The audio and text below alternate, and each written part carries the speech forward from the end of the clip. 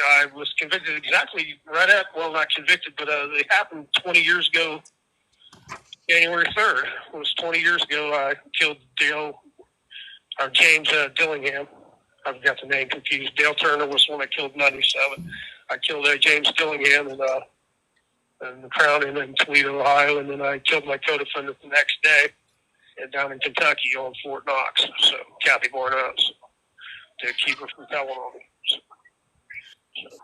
I mean, you want me to go into the whole scheme of the crime or everything, or how it all worked, or how? Just be mindful about how you say it. Oh yeah, so the M word, the MUR word, instead of you saying that word, say unalive if you can remember that, okay? Say I'm alive? Unalive. Unlive. Unalive. Don't Yeah. say that, okay? Yeah, instead of so the other word. Okay, so they're screening it. Yeah, because there's some words that will get bans or whatever on here. It happens to me all the time. We live in the woke world, so yeah, we live in the woke world. So what would you like for me to talk about? I mean, so Amy, do you want him to actually get into the cases and talk about like what led up to everything, or what do you guys want him to get into? I would actually like for him to kind of start with You're breaking up. background. Oh, me? Yeah. Yes. I don't know why. Can he start with like, well, yeah, go ahead with that, and then we'll back up into his background. Okay, so start with the cases and then back up into his like childhood and background. Yeah. Yeah, I was going through divorce, trying to move to Kentucky, move myself to Kentucky, and just leave a tattoo shop and part of my business and my life and everything at home in Toledo. And I found out my old lady had a boyfriend, so I guess you could say I came back to Toledo to. I'm going to be honest. I thought about killing both her and her boyfriend, and I was pretty much going to do that. And then I didn't want to be that guy, so I went out and found somebody else to kill that night. I mean, found some other place to vent my rage, and I vented my rage on James Dillingham and beating severely, and then shot him, and Kathy Barnett was a witness. It was she had turned a trick with the guy earlier in the night and claimed that he had mistreated her and whatever. But it was for me, it was just a good enough excuse to go over there and put my foot in his ass, and that's what I did. And then I ended up having to kill her because she said she was not going to go to jail, and I knew that she'd put me on death row if she ever. If the cops ever talked to her, I know she'd tell everything. She wouldn't tell the truth. She'd say whatever the cops wanted, But so I mean, it's nothing to brag about. It's not very good. I was just a bad emotional, doped up in a bad emotional state, losing my family, my life, everything else. And I vented, and it's sad to say that, but that's what happened. I mean, not that James Dillingham was any angel or anything. These are all people out in the street, so. It is what it is, Same with Kathy Barnett. I don't particularly have any remorse about that because she's a pretty repulsive person when it gets right down to it. So, other murders, I mean, prison murder, 1989 murder in Columbus, Ohio. 2 of them. Otto, remember, try to use the other word instead of just so we don't accidents. get it. We'll just say accidents. My bad. Accidents. Okay. Yeah, we'll just say accidents. And went all the way back in a couple more in '89 out of state, and the first one I ever did was 1980. Yeah, 1980. So.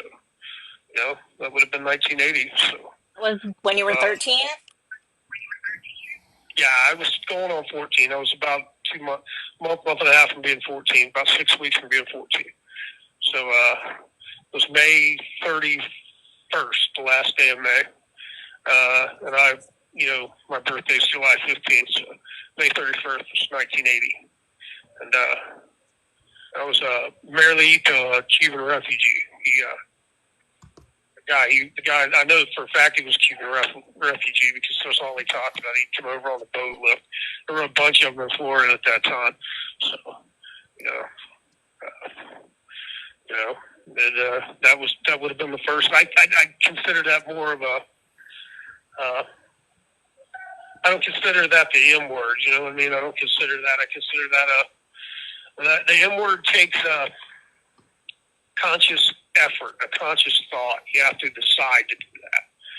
To do that. That takes a decision on your part to do that. Whereas, you know, hitting somebody in the head and then passing away from it, and it's a fight, and you didn't have any intention of them passing away. Well, that's not the same as the M word.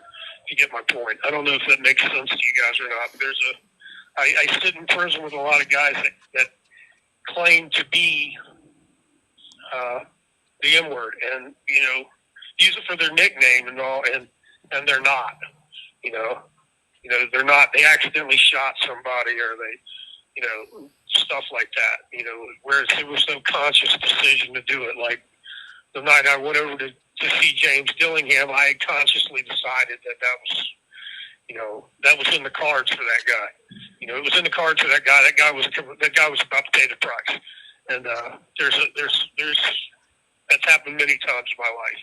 So I don't understand why I'm allowed to do that, or why I think I'm allowed to do that, but it's just the way it is. You know. So Otto, with Oscar, that's the one that's from 1980. Do you want to tell them like what happened? Yeah, it's a long story. My stepfather had deserted the army to keep from going to Vietnam. And this would have been in 72, 73. And we had first went to Tampa, Florida then, and lived in the same campground. And my whole life with my stepfather and my mom was, I mean, you're talking, you were either in church, or she was locking you in cages, locking you in the house. There was no schooling. She was a really bad manic depressive, and really paranoid. And he wasn't much better. He listened to her and everything. So we went in 80. We went back down there to live, and he got a job in at a fruit processing plant called Spade of Fruit. And I was, you know, nobody paid any attention. I look Native American. I'm part Native American. I'm dark haired and dark skinned. I get a good tan and everything. So nobody paid me any attention in the orange groves. Being 13, it wasn't, you know, there were no Mexicans at that time in Florida to take advantage of for harvesting. So, you know, the crops had to be come in. And so literally, I firmly believe the police overlooked the families that lived in the, you know, in the campgrounds and sent their kids and, you know, to work the fields and stuff like that. Nobody paid him any attention. And he didn't pay me one day. He's supposed to pay cash daily. He didn't pay me. And I went back, told my mom. My mom said, all right, get the money tomorrow. And, of course, they're so paranoid. They always think that you're doing something wrong and not something's being done wrong to you. So the next day when Oscar didn't pay me again, I went home and my mom sent me back, and she told me to go back and get my money because she needed it, you know. And if I loved her, you know, it all comes down to you don't love me type shit. You know, you're lying, you know, and they never believe anything you say. So I went back up there and confronted him, and he climbed off the cherry picker, which is what they used to pick up the tubs of oranges, and he punched me, and I grabbed an orange hook, a limb hook, a hook that we used to pull the limbs over, and I swung it, and I hit him right behind the temple, just above the ear, with the hook part of it, and he dropped to the ground like a bad habit. That was that, and blood just spurted out of the hole, and that was the way it went. I mean, it just spurted and spurted and spurted. And I went home. I got $780 some odd out of his pocket. I went home and gave it to him and told him what had happened. My eye was swelling up real bad then. I couldn't see out of it. It was all swollen. And I told him what happened, and my stepdad and my mom got in the car and we drove back up there and tied him to tied his left ankle to the back bumper of the Pinto. We were a little orange Ford Pinto, and tied it to the back bumper with an electric extension cord.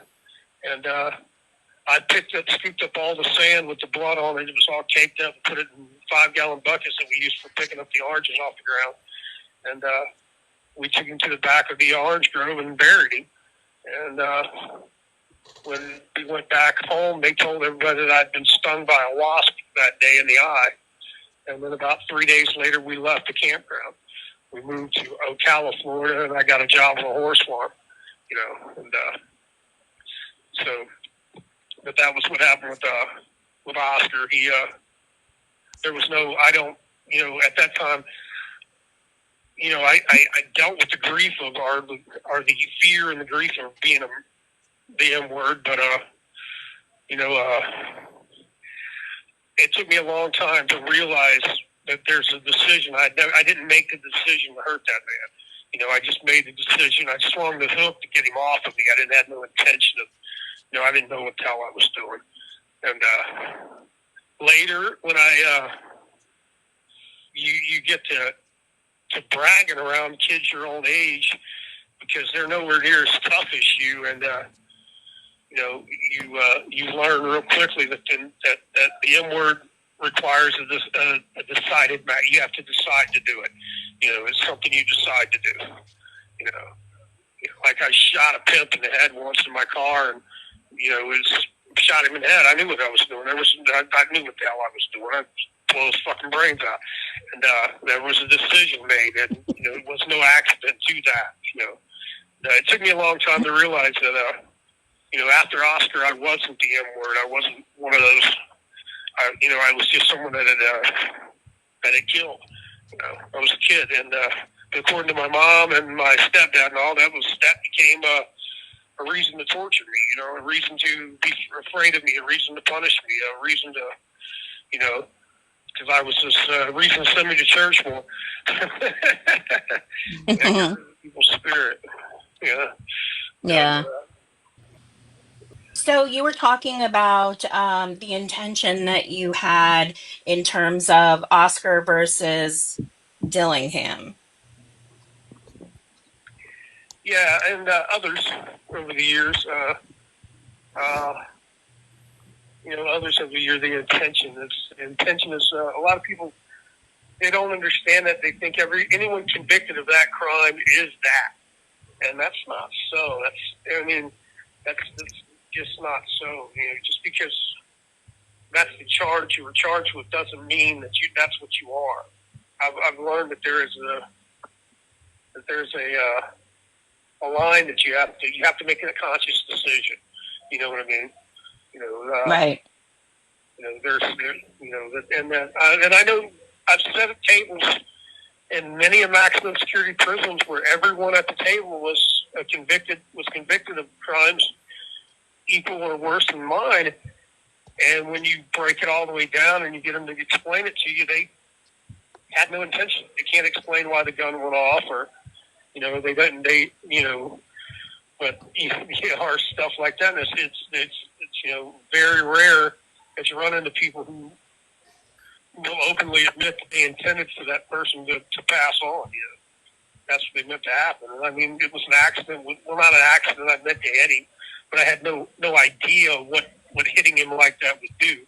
I didn't aim the hook at him. The hook just hit him. He happened to get hit with the hook side of the hook, with the pointed side of the hook. So, I didn't aim it. I didn't turn it that way. Whereas later in life, I would have consciously turned the hook and aimed it at him. Because in my head, that's what I was. I mean, I had become from my mom and them, their ideas about. They got deathly afraid of me after this, and after that happened, and they were deathly afraid of me. So that's what I became called. That's what I was called. I was called this sinner, this M word. This guy that did that, and da. And I became that. I think literally I became that. I became that over the years because that's, suddenly became my go-to my go-to defense. If something's out of place, kill it. And that's where I start. I started killing, and I work back. I don't start it. Well, let me go talk to this guy. I started. Well, I'll kill this son of a. And then I, but then I calm myself down. I work back, and I talk myself out of it. If he's lucky. Do you feel like you're able to do that well? Because a lot of with serial unalivers, we've noticed that there's a lot of damage in the frontal lobe and the actual part of the brain that would naturally tell you not to go forward with something like this isn't there. So when you talk yourself back, are you able to do so easily, or is it really hard for you to kind of bring that back in? I'd have to tell myself I'll get caught. That there's no way for me to get away with it. That's your motivation. I have to tell myself I won't. But and also along the same lines of that, as I think, I cannot drink. I mean, I just can't drink. I black out, and I am just a little, and I think that has something to do with the head trauma I suffered as a kid. I don't know if that maybe has something to do with it does. Okay. Yes. What head trauma did you suffer, and how old were you? What head trauma did you suffer, and how old were you? God, from 6 years old on, I was getting hit in the head with whatever he could pick up. I mean, ball bats, walls. It was physical abuse, and socket wrenches. God, all kinds of. I never had a car wreck or anything that injured my head or anything. It was always just this constant, pounding and abuse. And when I learned about that concussion syndrome with NFL players, I got to thinking about it. Well, maybe that's why I can't drink. Because that's why I literally cannot drink. I will black out. It'll be a bad night. It'll be just a terrible night, and for somebody. And so I don't know if it's. I got to thinking that it's because of of brain damage. It's not alcoholism. I was going to AA, and I was trying to understand. Well, how am I an alcoholic? I simply can't drink. I don't crave it, and so I go out and I drink. I get in trouble. You know what I mean? I can't sit and enjoy a couple of beers.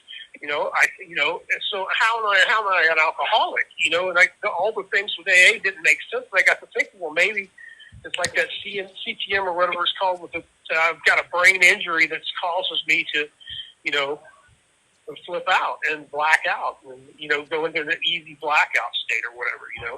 And I'm talking about this now because you just mentioned frontal lobe injuries. Yeah. But also with frontal lobe injuries, you have a lot of those guys have massive sexual problems, and they're lightweight perverted. Yes. And I'm not. I am. I think it's because I had 5, 6 sisters at the time total, and my mom, and I grew up my grandmother had nothing but daughters and one male. Mm-hmm. I grew up around them, and I'm very protective of them. So I don't have that. So I don't know if it's a frontal lobe injury. I had an employee of mine who had a car wreck, and after he was in a coma for 6 weeks, frontal lobe injury, and after he came back, they warned me at the hospital that what to expect, and he was a changed person. You know what I mean? So I have some understanding of what you're talking about frontal lobe. Yeah, it can happen. It happens usually with people who unalive people in a serial situation. It happens before the age of 21, but it usually happens in childhood.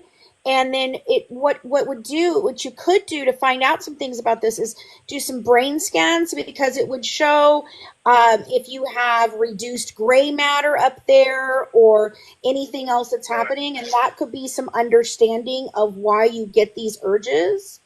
And yours seem to stem from anger, right? Is that where it's kind of coming from? From what? I didn't understand. I can barely hear you. Anger. Huh? Anger? Anger? Yeah. If I get angry, if I can get away with killing you, you're dead. I see. It's just that simple. You know, if I know for a fact that there's no way they can trace this back to me, I mean, I've talked myself out of it several times, you know, but I don't mince words about it. I don't get angry. I don't yell and scream about it. It's just once that decision's made, it's made, you know, and you will be face down the weeds somewhere momentarily. You know, it ain't going to take that long. And now, do you seem to have those same urges when you're not drinking, or is it more drinking based? no, I don't drink. That's just it. I cannot. Oh, okay. Yeah. When I drink, Okay. when I drink even a little bit, I go into blackout. So, I mean, I can be stone cold sober. And Wow. opioids helped. Opioids did help. You know, and you know, opioids did, and speeds. They kind of help. They help me because they make me think. They make me look at the situation, and you know, and see if I can get away with it. You know what I mean? And stop myself from convincing myself that I could get you in the bed of my truck without anybody seeing it. You know. Yeah. You know, so it's and there's a gratification that comes from doing it, and I don't know why I feel gratified. You know, I don't understand that. I think it's showing my parents that you know, it's like, yeah, you know, I let you be here. I let you do that to me. You know, Sure. you didn't do that to me. I allowed it to happen, and I think that's where the you know, because that's why I like to use my hands mostly, and that's where I think the gratification comes from. For me, it's like proving to myself that I didn't, you know, I should have killed my stepdad. Yeah, I really should have, and I almost did one time, but I couldn't. I just couldn't arrange it where my sisters and they wouldn't have known I did it. You know, they would have known. So, Yeah. you know, and I had that asshole, and I was gonna get him, and I didn't. And it kind of it's one of those times when I regret it. You know what I mean? And I don't know if that would have satisfied any urges or anything like that. But he was a big guy, and you know, when I did try to fight him years later when I was 17, he ran from me, and it just really. I wish he'd have stood there and fought me, because then it would have meant that for him to be scared of me just meant that I had allowed him to beat me and mistreat me and do things that I had allowed that to happen, like I was a punk or something. You know what I mean? Like this dude punked me out and I allowed it to happen. You know, when I didn't have to allow it to happen. You know, and I think I've spent a lot of time in my life taking that out on other people. You know. You know, I don't know if that makes sense or not, you know, but trying to prove to myself that I'm not, you know, that I'm not some weakling for allowing that to happen. Because all I ever wanted was a good kid to my mom. You know, my mom, when my dad died when I was a baby, she played victim all the way through my life. She was a victim. And when someone plays the victim to you, you naturally want to, you know, if it's your mom or something, you want to protect her, you know, so everything that was wrong with her reverted back to my dad dying, and, you know, she would have been with him if she hadn't been in the hospital with me, so I'm feeling guilty literally that she wasn't with my dad was on that flight, because, you know, she just had a way of making it where, how the fuck could I be guilty of being born? I'm not guilty of being born, but she had a way of making that happen, you know, making you feel that way. So you're always trying to make up to her, you know, no matter what you did. That's why I went to work and didn't care about going to school, and brought home all my money and took care of it and did whatever they said, you know, because, you know, it's a pretty weird situation. I mean, when it gets right down to it, you know, I don't know all the answers to it, but do you feel really protective of your sisters when you were growing up? Did you feel that protective need to take care of them? Yeah, because they didn't. They did not they watched me get abused, but they did not suffer anything like I did. And most of it was because I found out years later, it was because my mom, I looked like my father, just like him. And my mom found out on the day of his funeral that he had several girlfriends and stuff like that. And she just felt heartbroken about it and all this other crap, whatever. And And they literally changed my name growing up and wouldn't let me be Otto Smith. They wanted me to be Galen Whitaker. And, she just literally tried her hardest to beat my dad out of me, and punish my dad for things my dad did. And my sisters really did. Yeah, my sisters really didn't get it as bad later, physically, but emotionally and verbally, and just our lifestyle was bad as a whole. And none of them are normal. None of them are normal at all. Yeah. They're, we're all dysfunctional, and we all have dysfunctional families, and we've raised dysfunctional families. We're all, it's sad to say that. And, where my one sister passed away, drug addict, who passed away, and, I feel bad about that. I wish I'd have been there, to help her, through her addiction or whatever. But, it's just, I was very protective of him as a kid. It would not have been a good idea of someone to hurt him. Let's put it that way. It would have been a real. You have 1 minute remaining. But I didn't become, callous about it until after I left home. After I left home, I became callous about it. Yeah. Because while I was with them, they had that shame factor that it was just, I was a sinner. Literally a sinner. I was a sinner for. I don't want to get the money out of Oscar's fucking pockets, whatever. I still haven't figured that out, but she wasn't a sinner when we tied him to the back of that car, but I was a sinner. So, anyways, I'll call you right back. Okay. All right. Hey, Otto, it's Amy. How old are you now, and how old were you when you got convicted the first time? I'm 58 now, and my very first conviction was when I was 6 months after I turned 18. So, 6 months after I was 18. So, Okay, and when you got the federal charge, conviction, how old were you then?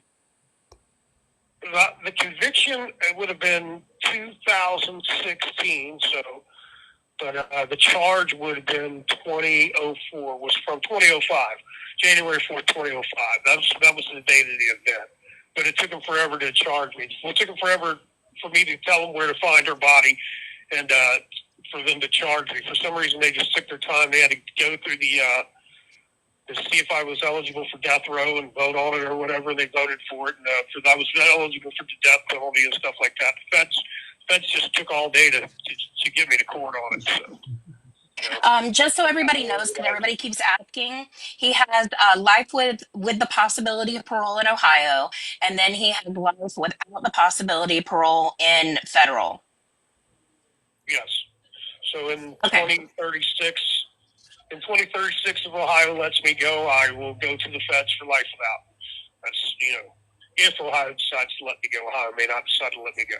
So, who knows?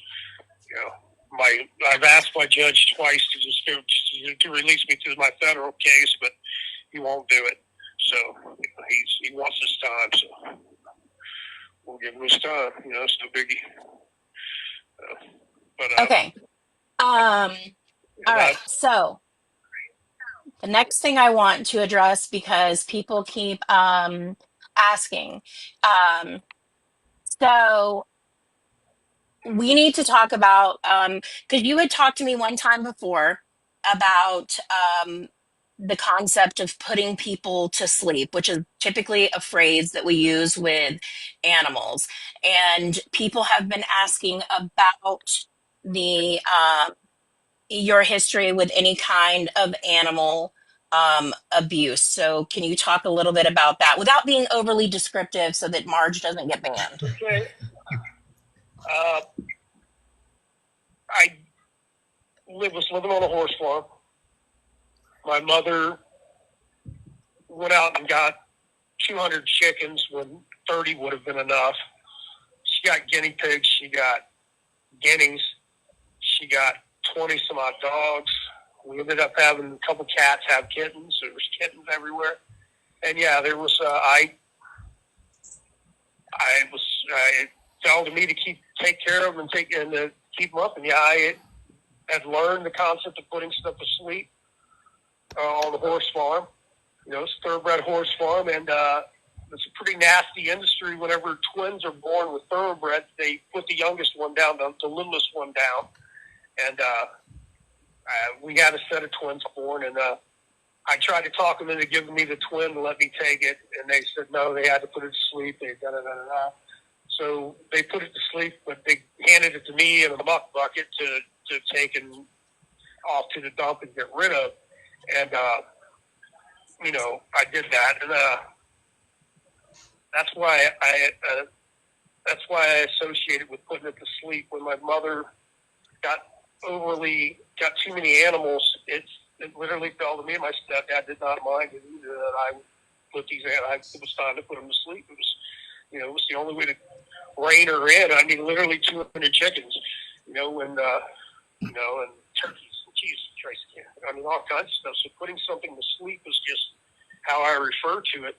And there are some people in this world that just need to be put to sleep, and I might be one of them. I may be in some people's opinion one of those people that should have been put to sleep. But if it's sad to say, but it's the easiest way to talk about. It's the same thing as putting somebody down. You put them down, you put an animal down, you put, sometimes you just got to put a person down. So unless you're doing it for your own selfish reasons, like James Dillingham, that was for my own selfish reasons. I was venting on him, anger I had for some other people. I still should have followed her to her boyfriend's house and killed everything for her.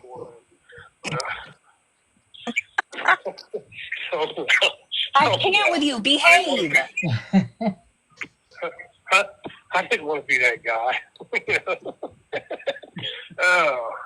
So is it safe to say that you would describe your mom as an animal hoarder? Yeah, when she was manic, she was, just impossible. She was going to raise dachshunds and raise bulldogs all at the same time, and breeders and breeding and having puppies and having 3 cats. And she had 12 guinea pigs that she would feed outside of her window. She would lay in bed and throw hosts of Twinkies out the window to them. And, just terrible amount of animals. And the people that owned the farm, the manager of the farm was telling us to clean it up and get rid of some of the animals. And my stepdad didn't have the gumption, or whatever you want to call it, to confront her about it. So animals started dying. It's just, in the herd, you call them, you take them out, you get rid of them, I guess there was the same feelings there, that I later had when I would be in physical altercations with adults and stuff like that, and as an adult, but, physically have an altercation, I'd beat somebody to death or hurt them really bad. I'd have the same feeling, the same, feeling of dominance, I guess. I don't know. So when you say you didn't want to be that guy because you didn't want to go home and unalive your girlfriend and the man, that was, with her, why is it okay then? How do you justify going out and doing that to someone else and making you that guy? Like, it didn't occur to you that guy is even worse than the other guy? Or how did that, how do you justify that in your mind?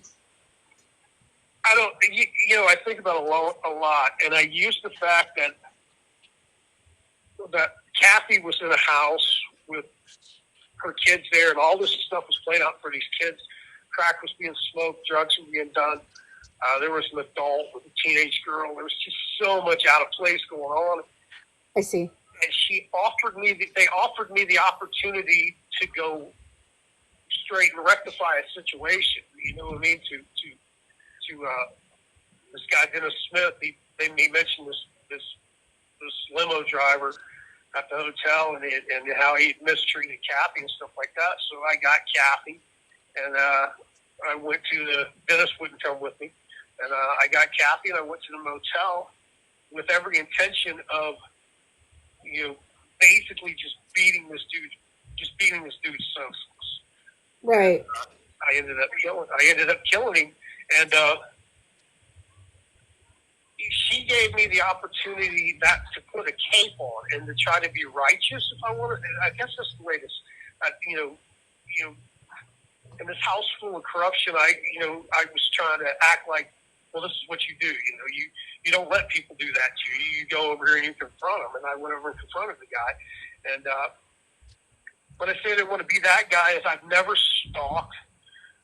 When I break up, it's, we're broke up. I don't stalk people. I don't, you know what I mean? I don't play those games. I'm not that, I'm not the domestic violence guy and all that other stuff. I'm actually somebody that if we're in a relationship, you're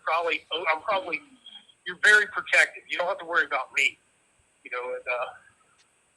so, I don't know. I just watched her go. She didn't go to her mom and dad's house like she was supposed to be. She went towards this dude's house, and I went off to find some drugs and find a reason to get in trouble. And I did, and I went and found a reason to get in trouble, and I took it out on James Dillingham. And I can't say he deserved it. You know what I mean?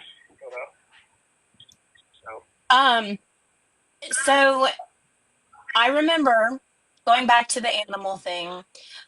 You told me a story about the back of the truck and the kitten. Was that the first time that anything like that ever happened? yeah, that was on our first trip to Florida, and I was in the bed of the truck, and Jackie, the collie, the mom, the collie dog, grabbed my kitten Sandflea's head in its mouth, and we got in a tug of war, me trying to get the cat out of his mouth, and finally she let go, and Sandflea was dead. I was like 7 then. That was 1973. That would have been January of 73. First trip to Florida, yeah. Yeah, it was right after, just shortly after Christmas of 73, so in January. And we went to, that was the first trip down there, and I was stuck in the bed of that truck for an hour or so, beating on the window, trying to get my mom. There's 2 windows. There's a window to the topper, and then the window to the truck, so she couldn't really hear me. And it was a king cab, big old cab truck, and I don't know what the fuss. They couldn't hear me beating on that window because I wasn't beating on the truck window, so I was stuck back there with this dead cat and my cat, and and my dog, and it was a weird scene, man. And we, we pulled over when they realized what had happened, and they pulled over, and then my stepdad pulled up behind us in the U-Haul, and they put the cat Sandflea off in the weeds on the side of the highway somewhere in Georgia, and somewhere in Georgia, and that was that on I-75, and then it was almost forgotten. And the puppies my mom had up front in the front of the truck, that Jackie had puppies, and she got these stupid ass fucking puppies in the front of the truck. They all died in distemper within a couple weeks of us getting to Florida. So, why she didn't have the kitten up there too at the same time, I don't know. Or why I couldn't have been riding in the front of the truck, I don't, but she wanted me to ride in the back, so that's what I did. So, yeah, that would have been the first animal I ever saw die or whatever. Later, I, got meaner, and I would kill stray cats and dogs and stuff like that. And then I got transferred over to, calling my mom's herds, I transferred over to that. So quite a few. So I would like to back up a little bit further, because a lot of people on here, they don't really know anything else about you, but I think it's interesting to talk about your biological dad and how your life would have been a lot different had his situation not come about, if that makes sense. Yeah, I definitely would have been a college graduate. I don't know what I would have done. All my cousins are doctors. And yeah, they're all doctors. Every one of them. In fact, one of them, I guess, was running some rehabilitation hospitals in Louisiana and stuff. So, yeah, I would have come from a family that, college education would have definitely been in the cards, and I don't know what I would have done and what I would have done if my dad hadn't lived. He was quite successful with his little business. He had five private airplanes and 3 houses at the time of his death, and he had left a few bank accounts over the years. My mom would go clean them out, like one in Denver and one in Louisiana and one in Houston and stuff like that. And at the time for '66, a $20,000 bank account in Louisiana, just $20,000 was a lot of money back then, And the one bank account was for $20,000, another one was for like $32,000, and then there was one for $15,000. So I'm sure at the time he was more than capable of taking care of us. Is what I'm trying to say. He would have. I'm sure he was. He was more than capable of being willing of being able to take care of us. And they're a wealthy family, right? Yeah, they were. He just messaged me, actually. He said that his phone got cut off for count. He said, "Tell Amy my dad's family was well off. Masons, political, own flower shop, drugstores, oil leases, drilling company, as well as part of medical hospitals and more." Oh, Ask him wow. if I'm on his phone list. He said Okay. his phone died, though, didn't he? No, No, he said it got cut off. It got cut off just for count. yeah, he said it's off till 9:45. Oh, Lame. so they can count the inmates. Yeah, okay, I got you. Yeah. Well, we definitely don't want to get him in trouble, so. Well, he's on the tablet. He's That we're not on like a talking to cell someone. phone or anything. Right? Like, Josh, can't the Doesn't the president jail know know we're what we're talking? doing right now? Hell. Jesus. Well, no, they cut off all the phones in general when it's time for count, but he doesn't care. I mean, he's got a life sentence. He doesn't care. It's on a recorded call. It's not like they don't hear him sitting here talking about and the blood spurted out. Yeah, you ain't going nowhere, right? Yeah. No. Hey, What's up? not much. Yeah, she's not on my list. Okay, yeah, we're back now. Okay. I sent you my Hello. number. Yeah, you'll be on there tomorrow. I promise. Okay. I'll make sure you're on there tomorrow. Cool. I'll get it done. And then there was somebody else. There was 2 people that were here earlier that was talking to you that want you to call them. Is it okay if I send you their number to put their number on your list? Please. Her name's Fancy. Yeah, please. I'll put them on there. Okay. Yeah, please. Okay. Yeah, I'll call them. Send me the list. I wouldn't say it out loud. So, yeah, just send me their numbers. I'll give them a call. Okay, cool. Otto, one of the questions that people kept asking earlier, and I didn't get a chance to get to yet, was do you believe in God?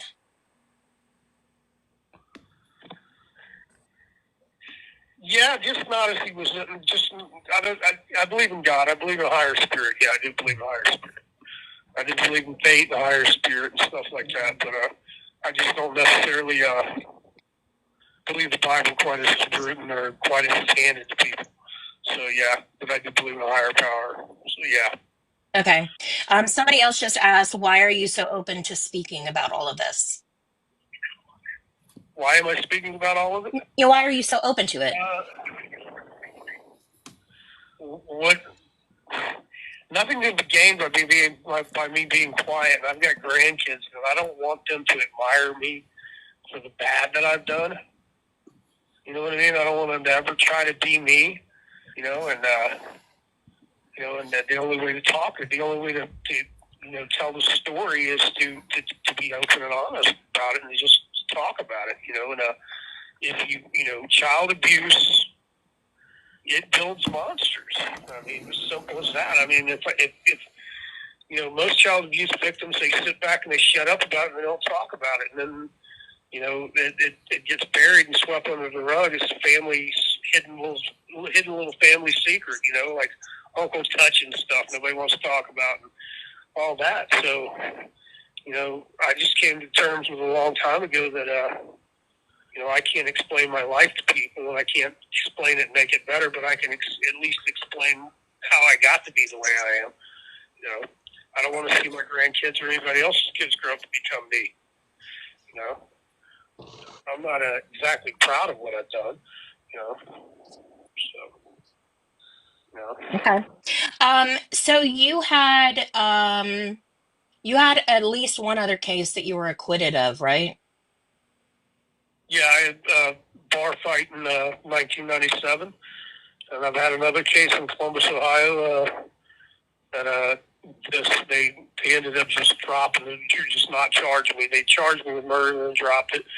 And yeah, and then I've had several assaults that have gone away, and I've been to prison for several assaults.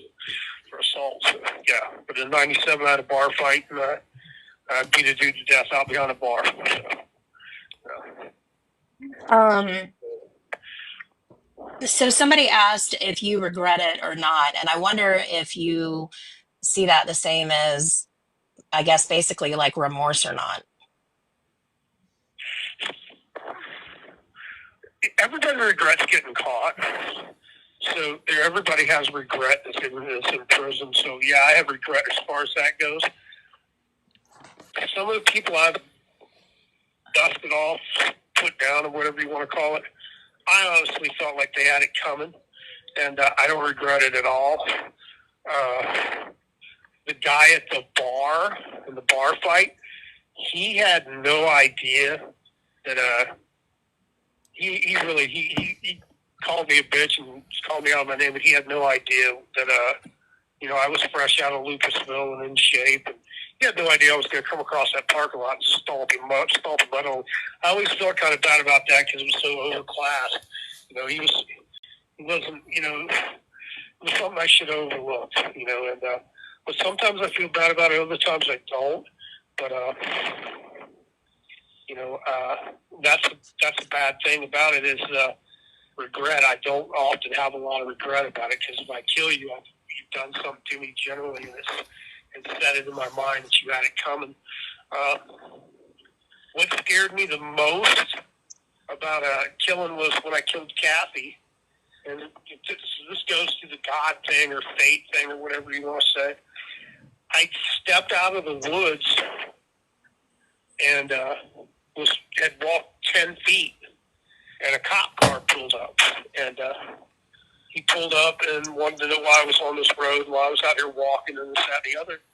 And I instantly switched from, I literally just killed this person, and they're laying 15, 20 feet away in the woods in the trees, and I literally talked this cop out of, he ended up giving me a ride to work. He gave me a ride to the tattoo shop I worked at.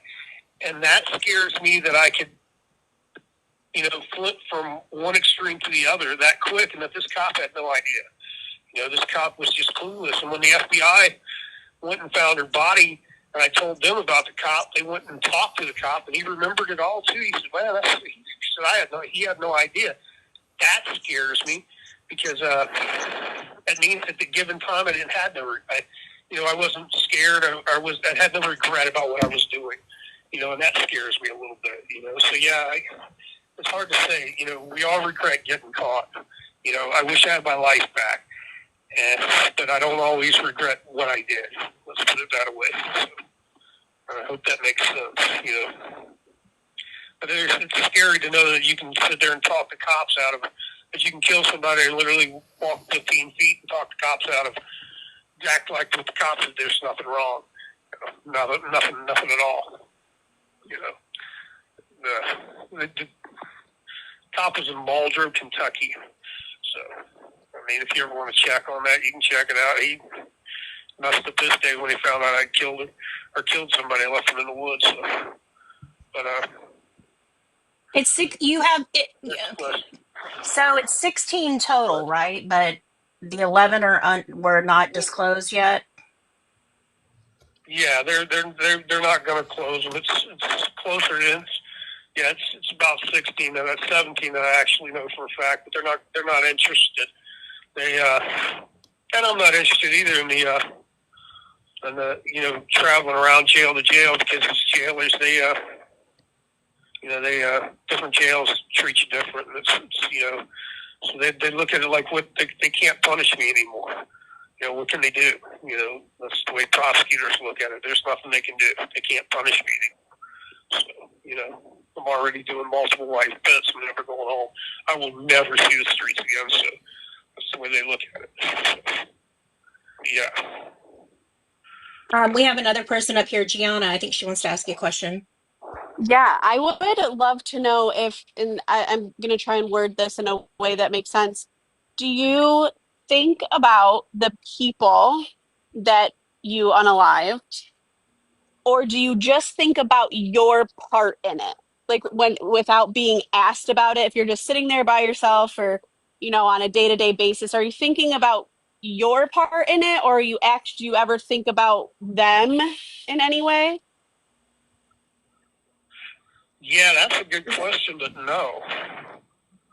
I mean, That is no, a good I question. I don't sit my, I do, I really don't. It's like it's a done deal. It's like done. I really don't think about it.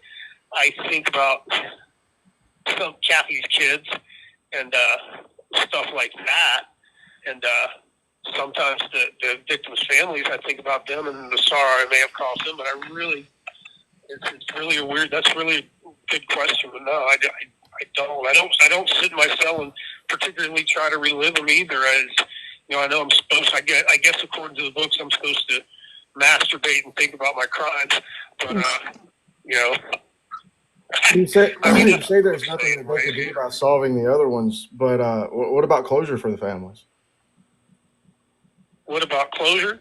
Yeah. They can't punish you anymore because you're already in there for life. So what about closure for those families? How do you get closure for knocking off a crackhead?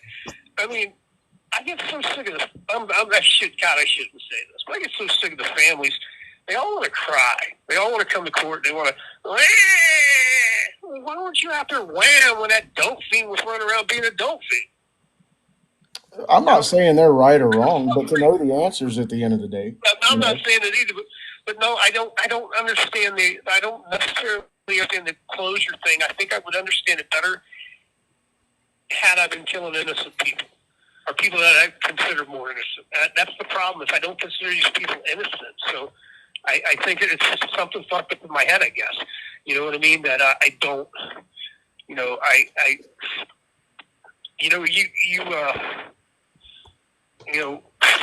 anything, I don't know how to explain it, but I think that would be it. That I don't see them as innocent victims. Maybe that's my own defense, or my way of psychologically defending myself, is I just refuse to see them as innocent victims. You know what I mean? I see them as partially, involved in their own death or their own downfall. So, I mean, maybe that's in me and that's my head. But that's the way I think about it. But no, and then, like I said, I get the whole closure thing. I think I had some bad situations with closure, and I just don't. I don't think it gives them closure.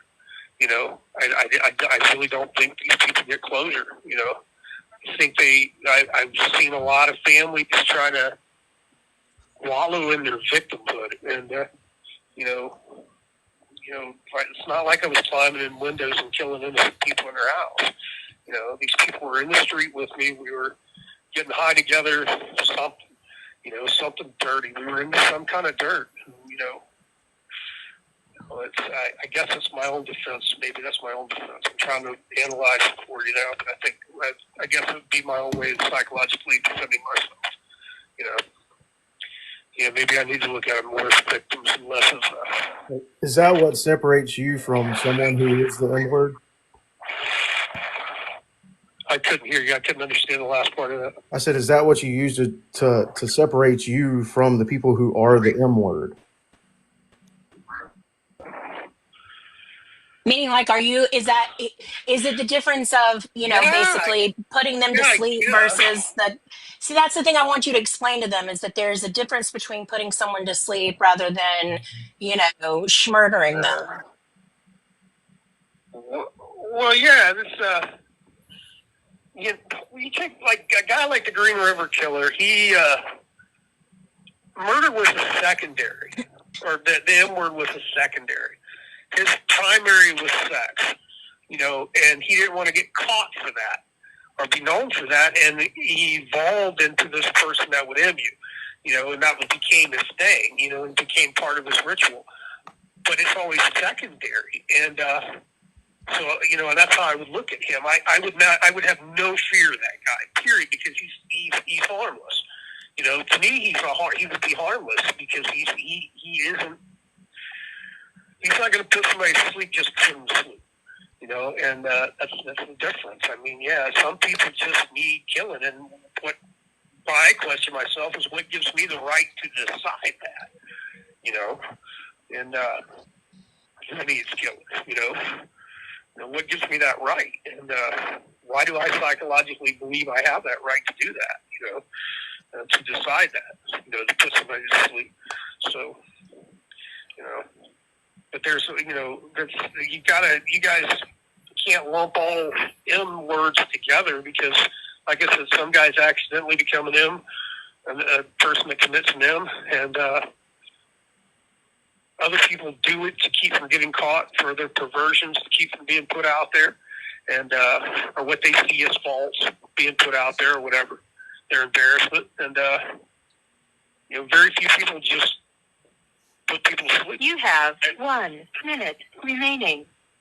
Now, very few people will just put you to sleep. Met a couple over the years that felt the same way I do about it. Some people just need killing, So I'm gonna have to call you right back. Okay, sounds good. 15 Otto, minutes. are you scared of anything in life? I'm scared of how I'll be remembered, and I know that. I think that I'm scared of I'm scared that my grandkids will grow up and one of them will attempt to be me.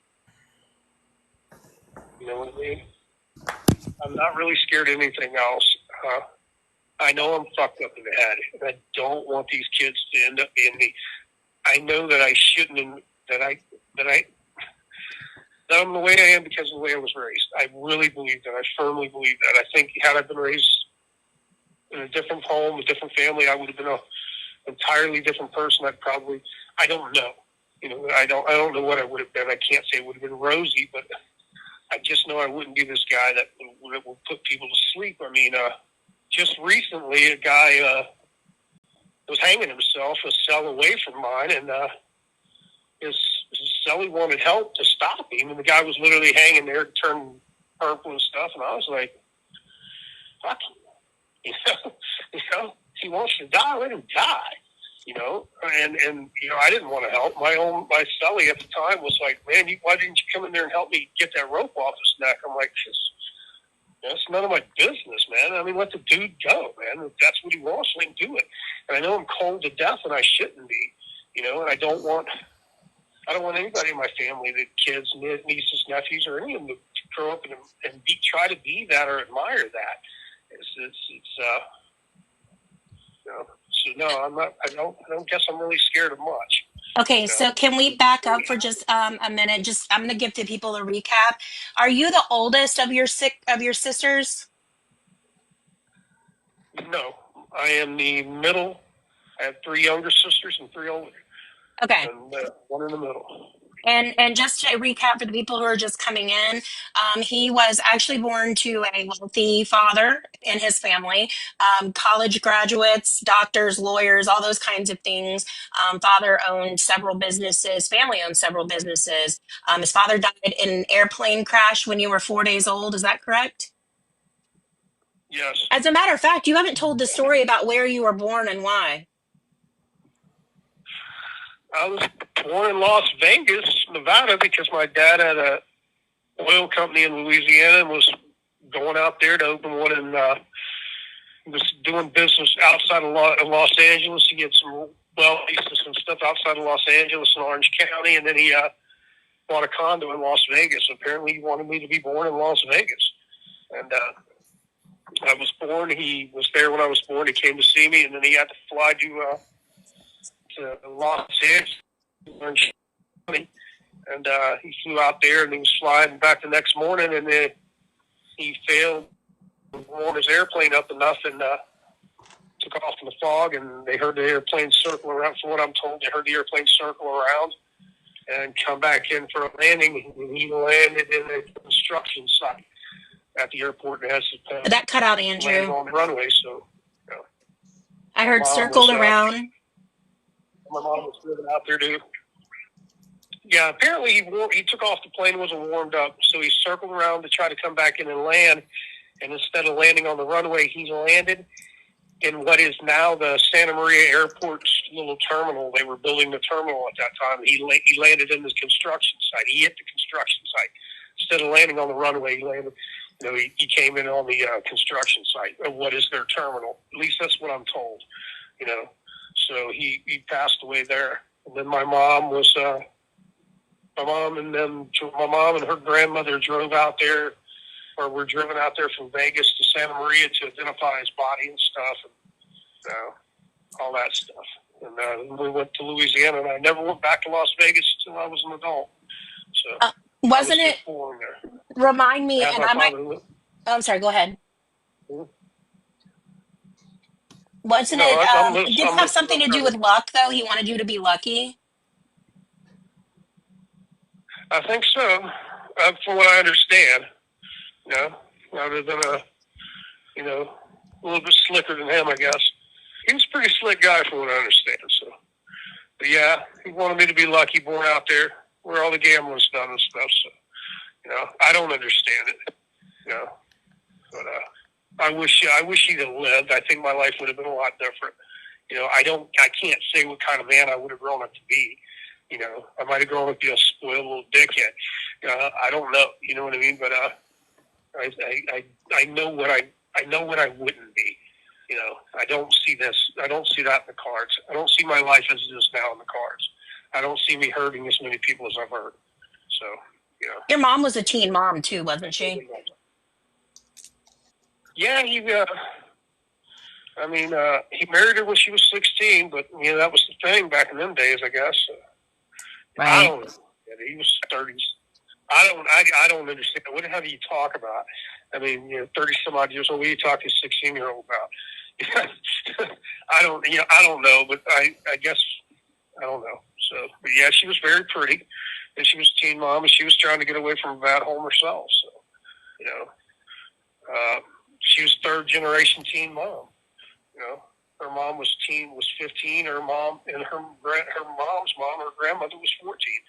So, it's like third generation teen mom and bad home. So, or that type of home, failed marriages and stuff. So when your mom did try to maintain a relationship for a while though with your dad's family, right? No, because I was down there until I was about 18 months old, and there's I don't know what's real and true, completely true or not, of her stories, but this is true. She was put in the back of a police cruiser by a cousin and taken to a bridge over Castro Creek and told that they would kill her and throw her in Castro Creek. And my mom decided to leave. But they were all trying to get possession of my dad's money and businesses and stuff like that. And there was a lot going on, trying to get custody of me and my sister. My sister, one sister is a year and a half older than me. And they were trying to get custody. So my mom took us on the run and ran. And at the same time as her in-laws were trying to, she couldn't manage my dad's business or take care of all that stuff. So I don't know if they were doing it maliciously or not, but they were trying to take control of everything. And she also had, according to my uncles, had several men in the area willing to, trying to swoop up on her too, because they all wanted my dad's companies and the little stuff he had. The guy was doing pretty well, I guess, so at that time. So that's, from what I understand, there was during her grieving, she was dating a lot of guys, but she got married like 2 years after he died to some guy, and divorced him, and then we lived on the run as we're moving around, hiding, until I was about 3 or 4 years old when she tried to commit suicide. So your older sister was the only one that was your biological dad's kid also, right? And the rest were your mom's kids with other people. Two of my older sisters were my dad's from a previous marriage, I have my one sister, Glenda, who is 18 months older than me. She's my only full biological. And then my 3 little sisters are by my mom and my stepdad. Yeah. So, yeah, I only have one full biological sister. Your mom has since passed away, right? Yeah, she OD'd in 2008. Where is your relationship with your sisters now, and like what's your support system like in there? I don't hear from them. I mean, Christmas just went, and I didn't hear from any of them. I hear from Glenda every now and then, but like I said, we're all pretty messed up, you know, and we all wear our mask. I'm pretty much the only one that's taking this off, and they still wear their masks. So, you know, I have one sister that used to talk to me all the time, but she quit because of these podcasts. She doesn't like me talking about the family like that, you know, and you know, so, and it is what it is, you know, but you know, it's no, I don't really talk to many people, so, or any family anymore, you know. What about the stepdad? My stepdad's dead. His punk ass died fucking 2011. Yeah, he died. He had a heart attack and died in 2011. Fell out of a parking lot of Walmart. Whoops. Yeah. Oh, well. Yeah, he's dead too. So. And that freed me up a lot too. It allowed me to talk about a lot of stuff too. You know, because before that I wouldn't really be free about it, you know. So,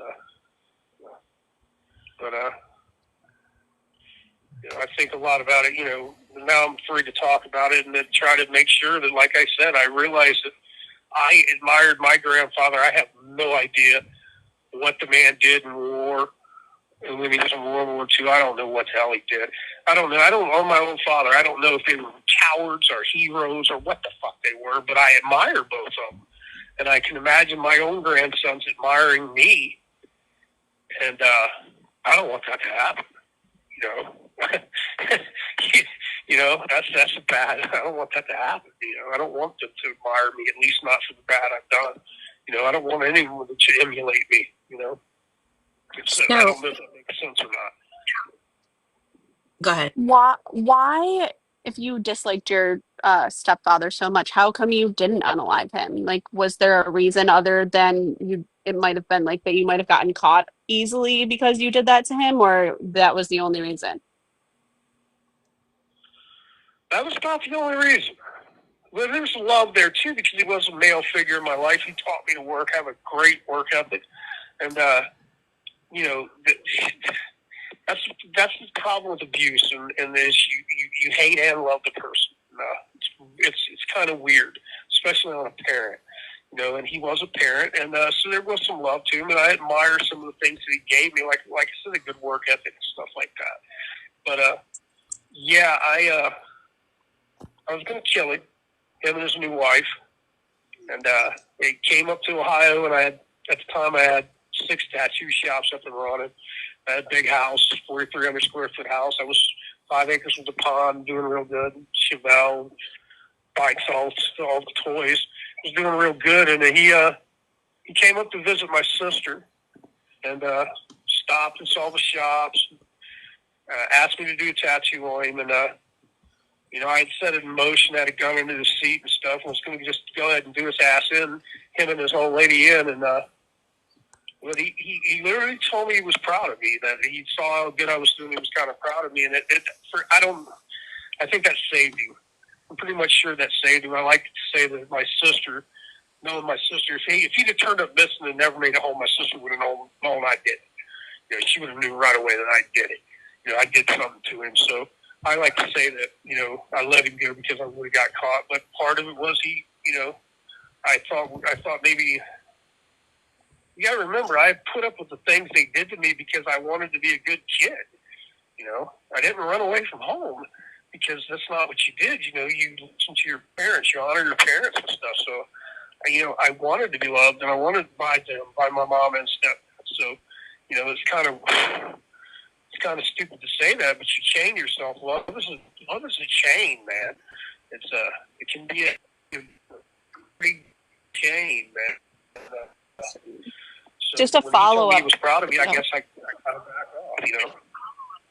Do you think Go that ahead. you experience love in the same way that other people do?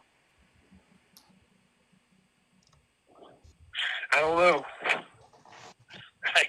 Yeah, I don't know. No, I know that I set myself up with people that I will let down. No matter how hard I do, for some reason I have this need to feel like I'm letting a person down. I need to do the best I can, and I know that comes from my youth. You know, from doing the best I could, being the best kid I could, and still always failing my mom and my step. So in relationships, I have a bad habit of picking people that, you know, will not be happy with me no matter what I do. Yeah, I don't think I feel love the same way other people do because, like I said, I obviously can't. I don't think I'd understand real love. Let's put it like that. So, you know, I don't know. I look for people that I don't know. I feel like I need to. I don't understand. I developed in my marriage after when I was trying to analyze my marriage. You know that why I put up with, you know, we were so culturally different, and I struggled as long. I stayed with the relationship as long as I did, and it's because I needed that feeling that it was just like with my mom. I wasn't making my wife happy, no matter how hard I worked and what all I was doing. I still wasn't making her happy. So I guess it reminds me of home. So no, I don't think I feel love the same way normal people do. I don't know. How many kids and grandkids do you have, and do you have a relationship with any of them? Because I know you've mentioned that you're worried that the grandkids might end up like, or like look up to you or be like you, and you don't want that to happen. Yeah, I have a son and a daughter, and I speak to both of them through the holidays and once or twice a month. They're on my messaging app. I message my son probably. I have a better relationship with my son. I message him probably 2-3 times a week, and I got to meet my grandkids, and I've seen them, and they're wanting me to get moved closer. I'm in northern Ohio right now. And they want me to get moved down south in southern Ohio where they're at, so I can have more visits with them. But yeah, I get to see them and whatnot, and it's a bright spot. Let's put it that way. And it keeps me out of trouble. You know, when I It's get to good. think about going and getting high or something. You know, when I get to think about going and getting high or something or getting in trouble, I just remind myself that I'm trying to get down south where my grandkids are. You know? So yeah, I get to see them all. So, Is It's there a good. reason why you think that they would want to be like you? well, why do I want to be like my grandfather? Guys want to be like their grandfathers. Like I said, I thought my grandfather was 10 feet tall and bulletproof.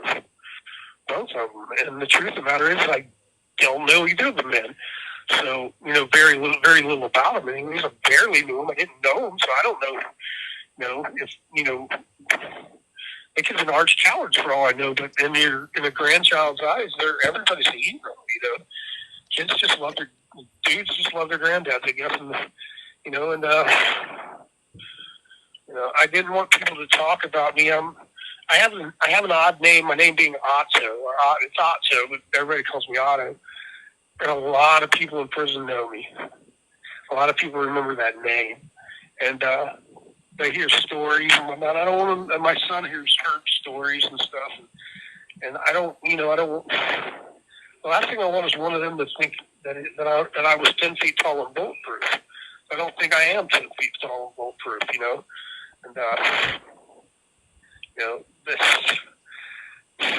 And when Kathy, let me explain. When I killed Kathy Barnett, I thought I was getting rid of this worthless maggot of a crackhead. And she had literally told me that her daughter had tried to OD her. I was like, who makes up these stories? You know what I mean? And so I thought I was doing the world a favor and even doing her kids a favor. And just, putting this broad out of her misery. And one of her daughters got pregnant while she was looking for her mom by a guy that was driving around looking for her mom. And she got pregnant. She had the baby. She came to the jury trial and sat behind me at the jury trial and kept asking me, just tell me where my mom's at. I'm like, I don't know where your mom's at. I kept denying, kept it up. And then she had the baby.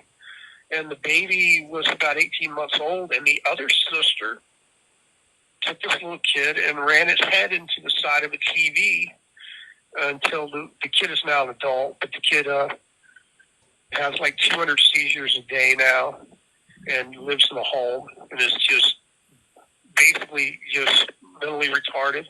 And that's the only way to put it. I'm totally incapable of taking care of itself, wears diapers, everything else. And I set that in motion. I caused that to happen, in a sense. You know what I mean? In a sense, I caused that to happen. I set that kid's life in motion.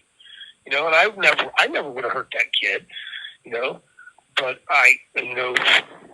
what I did, my actions caused that kid to be hurt. So, I don't want any of my grandkids to ever be in that type of situation where where you realize that some little kid is now completely mentally retarded and doesn't know what day of the week it is and wearing diapers as an adult and going through that type of life all because of something they did. You know what I mean? And I set that in motion. I set that in motion by taking their grandmother, by killing the mom and leaving those kids on their own. And I'm capable of seeing that, and I feel bad for that kid, for the kid. I feel bad for the daughter that beat the kid. I feel bad for the daughter whose child it was that got beaten, But that was the only reason I told him where Kathy was hidden, was because it had to come to an end, So I don't know if that makes sense to you or not. No, I think it does. So in terms of like remorse and stuff earlier, like we were talking about, it might not be that you feel it towards the direct victims, but perhaps the indirect victims. Yeah, I definitely feel it towards the indirect victims because I feel it for them. I do. And I don't feel it. I literally, it sounds cold-blooded, but I don't feel any remorse. There was something they did that I deemed worthy of dying for, and I don't know what gives me that right to pass that judgment. But there was something they did, and maybe, like I said, maybe that's just a defense mechanism to keep me from looking at myself and seeing myself as I am. You know what I mean? I don't know. No. But I don't miss any sleep at night. Did you said you don't miss any sleep at night? Yeah, I don't have any bad dreams. Let's put it that way. Yeah. Did you have a bit of a God complex? That I'm God? Nah.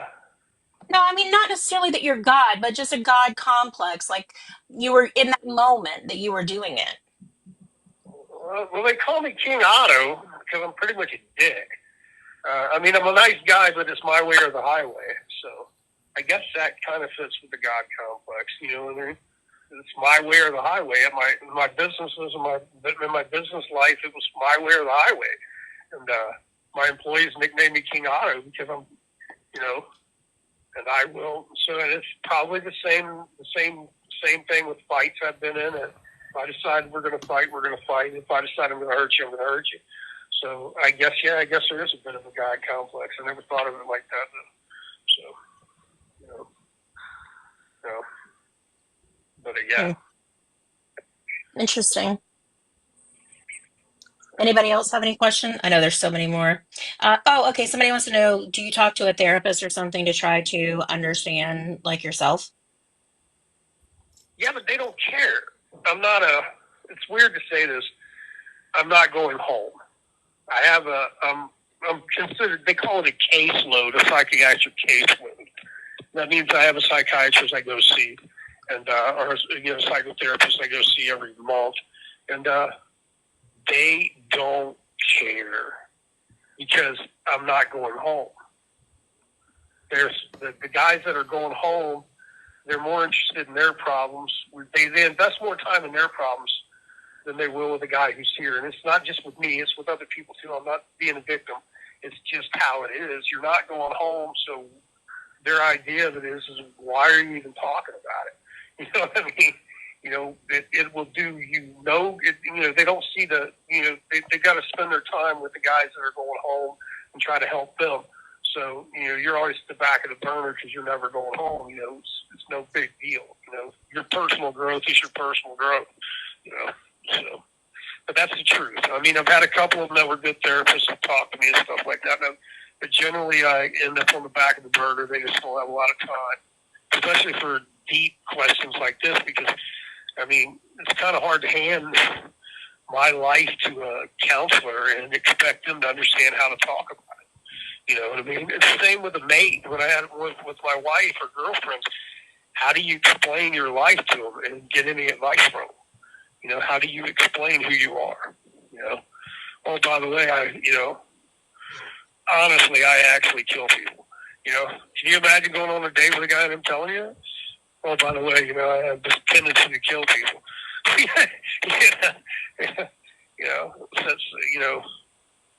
It just doesn't work. So it's the same with psychiatrists. Or in here it is. Maybe if I was on the street and I had one that was paid. I do believe that when I was 17, had I continued to develop a relationship with a psychiatrist or psychologist my grandmother got me, I do believe my life would have been a lot different. I firmly believe that. But at 17, all you want to do is date girls, and you don't want to be abnormal, you want to be normal. Right. Somebody asked about if you were ever out, would you reoffend? But I know that you have the federal sentence waiting also. Have you reoffended while in prison? Well, I think about it all the time because I'm not going to lie to you. If given the chance, if I spot a hole in the fence, I'm out. I'm not bullshitting with you. I'm not playing. But would you reoffend? That's what I think about. And would I reoffend if I was out? And no. No, I don't think I would reoffend again because I obviously know it would lead to me getting caught. And I don't think... I also think about what I would do if the cops blew down on me and were going to pick me back up. I've considered that too. Would I have a gunfight with them? And I have no fear of the cops, no fear of a damn gunfight. But do I have the right to take some kid's parent away from him for just doing his job because I wanted to escape from prison? And I don't think I do. So I don't think I would reoffend. I just don't. I think I would slide out the gate, find somewhere, and end up painting pictures on the side of the highway somewhere and selling them, doing something like that, and just hiding out until they bust me. I think I would just vanish into the woodwork, mainly because I wouldn't get caught, so I wouldn't get caught again. So, What if you knew that you? Sorry, I think we're gonna ask the same question. What if you knew that you wouldn't get caught? Like, let's pretend there's no police around, like that are gonna catch you ever in this situation. Would you do it again? It would depend on if the person was personally a threat to me or personally harming me. I think I'm over it enough now. In here I overlook so much stuff. It would have to depend on the reason. It would have to seriously depend on the reason. If some dude was just a complete maggot and an asshole who just needed killing, and maybe I thought he was abusing his family or something like that, yeah, I'd probably put him in a dumpster. But it depends. It would have to be a very good reason, and not like before years ago when it took very little reason for me to decide that I could do that. You know what I mean? Again, but I'm judging this off of how my kids and my grandkids will see me. If I just that. So yeah, I'm judging it totally different. 20 years ago, when I had my shops and I was doing good, not using drugs, you couldn't have got me to kill somebody. You couldn't have got me to get in trouble.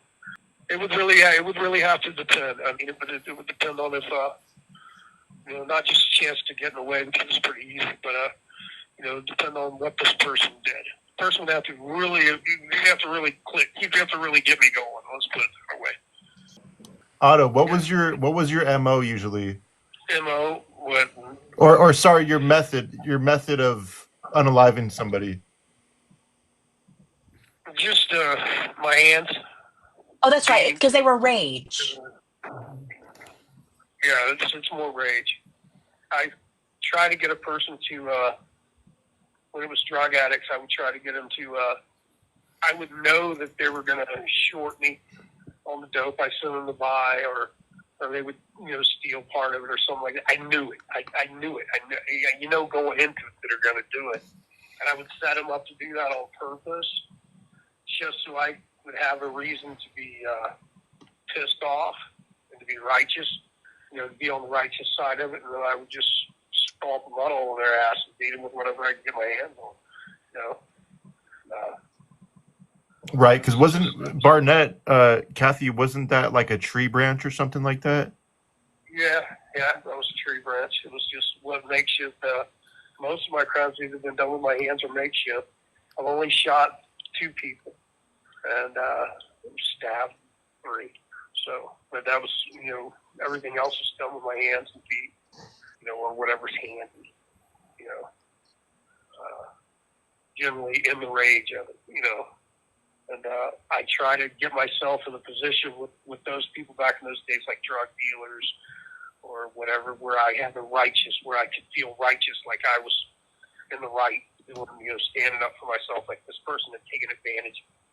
What I realize now, and all these answers I'm giving you now are after 20 years contemplation and thinking about why I live my life the way I live. Back then I probably wouldn't have ever answered it like that. But the truth of the matter is I would set people up. I would trick people. I would get a person in a trick bag and know they were going to, you know what they're going to do. And how they're going to act. They're going to take advantage of you. And then once they did, I'd flip out on them. You know what I mean?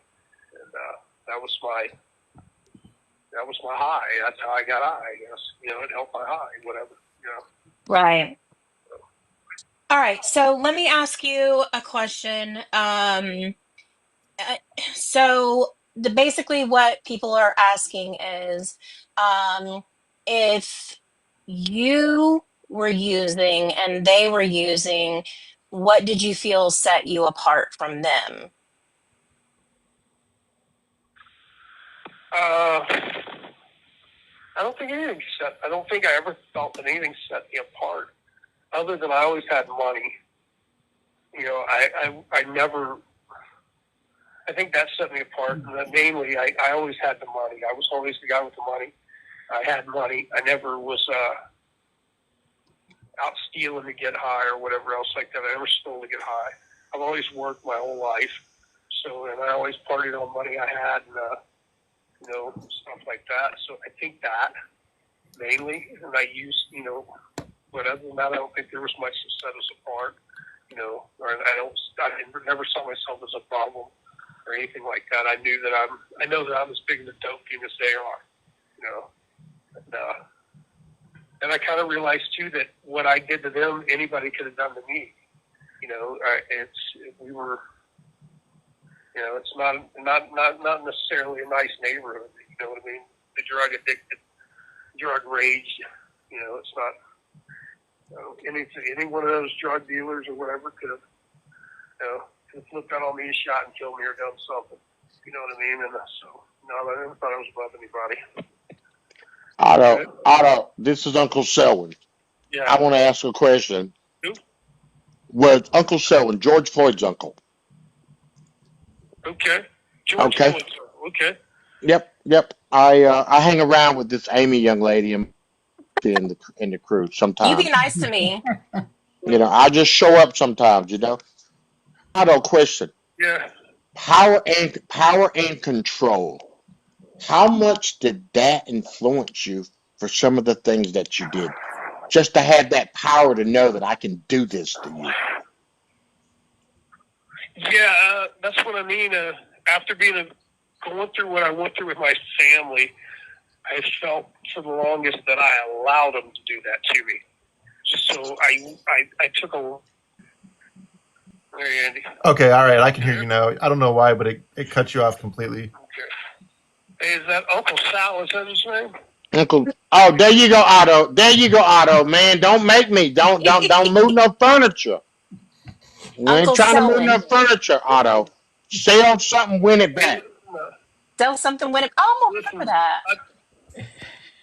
I'll tell you what made me really feel that I was that made me feel bigger was I went to Lucasville when I was 19 we killed a guy in a reformatory. We killed a guy, and I got sent to Lucasville to Max. And I was around all these killers, supposed killers. Long story short, as the years went by, I kept realizing that I was doing the dirty work, running around and doing hits and stuff like that, and for these so-called tough guys. And when I dawned on me that they really weren't tough, because they wouldn't do what I would do, that did have an influence on me, and it had a big influence on me. You know what I mean? I felt 10 feet tall and bulletproof at that time. That was when you were how old? I was 19 the first time I went to Lucasville, and they would the older guys would trying to avoid going to the hole was what they said. Most of them were drug addicts, and there's no drugs in the hole. So, when a dirty deed came down, somebody needed to be stabbed or jumped or whatever, it always fell to it. They came up with the reason why it fell to a younger guy. And then you get older and you realize it didn't fall to the younger guys because they didn't want to go to the hole. It fell to the younger guys because they were just cowards. They wouldn't do it themselves. You know what I mean? And then suddenly you realize that was the truth of it. You know what I mean? And yeah, when I went home, I felt when I did get out on parole, I did feel infinitely bigger than people around me because I knew that I would do things that they wouldn't do. I was, I had problems with that. So. How long were you out on parole? The first time I was out 18 months. I made it 18 months. I should have been off parole in a year, but I got in a bar fight, and they extended my parole and for 6 months. And then they sent me back to prison and gave me 18 months. I was back in prison 6 months, and I escaped and went to Atlantic City, New Jersey, spent some time out there. And then I came back and got caught and went back to prison for another 3 years. Or 3.5 years. Yeah, I went back for 3.5 years. So, yeah. How old are you, Otto? I'm 58. Oh, Otto. Damn. What day? I mean, when is your birthday? July 15th. Oh, Otto, man, I'm a month. No. I'm a month and 15 days older than you are, man. You're June or May 30? Yeah, May 22nd. May 22nd, brother. Okay. May 22nd, man. It's a good year for wine, buddy. That's all I got to tell you. Anyhow. So you're the first month of Gemini. You're the first day of Gemini. Yep. Yeah. How was your family life? How was your childhood? You are late to the game, sir. I'm sorry. I was dealing with your friend Julie.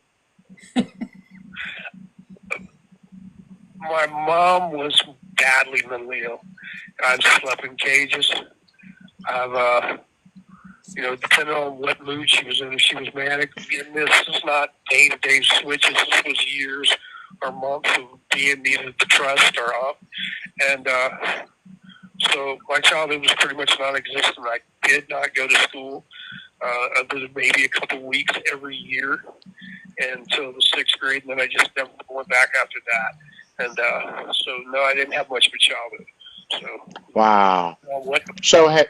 So have you always had this addiction for anger or addiction to inflict your power upon people?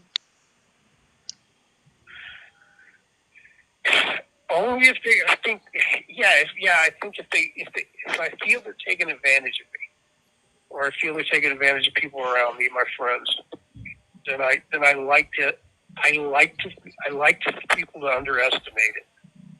I like to, and for something about it, when somebody's being a bully and they're underestimating, and you step up and you just you make them beg for their life, and it changes things. You know what I mean? Like it's a high. It's a high. So yeah, I've always had that. Since I left home, I've had that need. I won't let anybody step on me again. Let's put it that way. I promised myself I'd never let anybody step on me after I left home, and I meant it. But then I got to tricking people. And taking advantage of it. It got to be, where I liked it. It was part of getting high. What are All your of those relationships? endorphins. What are your Go ahead. I'm sorry. relationships like? What are your relationships like with the other inmates? Like, do you have friendships? Do you have guys there that you like, or are you kind of just on your own? Yeah, I do. I spend anymore. I spend a lot of time on my own. I used to run with a gang, and they turned out to all be a bunch of jokes. I don't really care much about them anymore. And no, I pretty much stay on my own. I stay in my cell a lot. In fact, I just they're pretty. Prison's pretty ignorant. Most people are just running around trying to get high. They're not. Mm-hmm. They're never thinking about going home. That's all they're thinking about is trying to get high today, and how to get over on the next guy and stuff like that. So I just avoid it. I find it better to be by myself and avoid it. Study, read, do a lot of reading, write, do a lot of writing anymore, stuff like that. Otto, you have a lot of people curious now. Do you happen to know your birth time? 3:51 p.m. There you guys go. Now you can do your birth charts. They were like, I wanted to know his sign. Cancer. Yeah, I'm a cancer Uh-uh. on society. Wow. This is definitely probably one of the more interesting conversations than I ever had. So Otto, you uh yeah, man. Are you in Mental Atlanta? health. Are you in Atlanta? No, Otto, I got to tell you where I'm at, man, but I don't want you to be shocked or anything, okay? He might not know who George Okay, Floyd good. is. Otto, do you know who George Floyd is? I know who George Floyd is. Come on now, everybody knew that.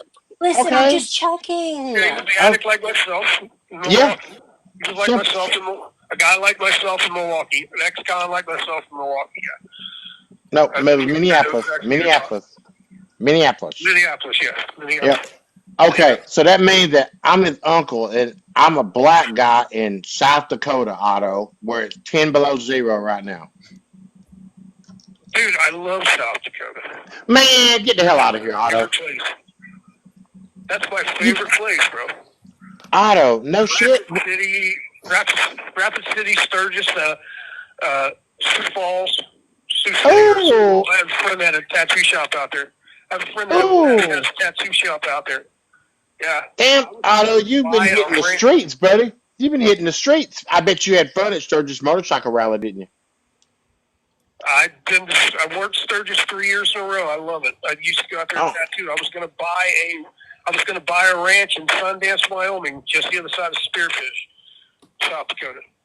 Oh my God, man! Yeah, Otto, you've been out here. You've been here. You've definitely been I here. didn't know people lived there. Oh, hush, Amy. Not black people, but Otto was out here, man. So anyhow.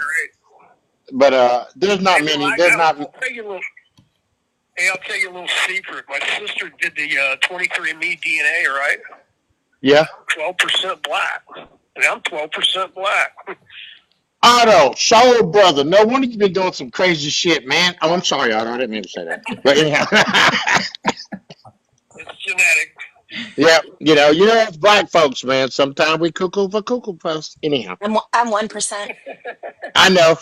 So that speaks a lot. That tells volumes, man, because Amy's out there. She's my light-skinned sister. Otto, how did mental health affect you in your life? Do you think you are more, it's more of an angry, violent thing with you, or do you think it's attached to mental health trauma that you've gone through throughout your life? It's the mental health trauma and the fact that I learned to turn the rage to where I could feel good or get high from it. You know what I mean? And made the mental health problem even worse. Like I said, when I was 17, my grandmother sent me to a place called the Education Clinic, and me and the doctor were getting along real well. And my grandmother thought she could call and complain to him about how I was acting. And I was working. I didn't get off work till 10:30 at night. And she went to work at 9 at night. So we never saw each other. And I asked him, I said, well, I'm not missing my classes, and I'm working 40 hours a week. I said, I don't get home. She's mad I don't get home until after 11 at night. She wants to get home before 11, but I don't get off work. And I told him, I said, well, I haven't even seen her. I haven't seen my grandma in 6 weeks. So he mentioned that to her and talked to her, and she was heartbroken that I told him that. And she was heartbroken she got busted in a lie. And I just told myself I'd never talk to him again about anything, and I never did.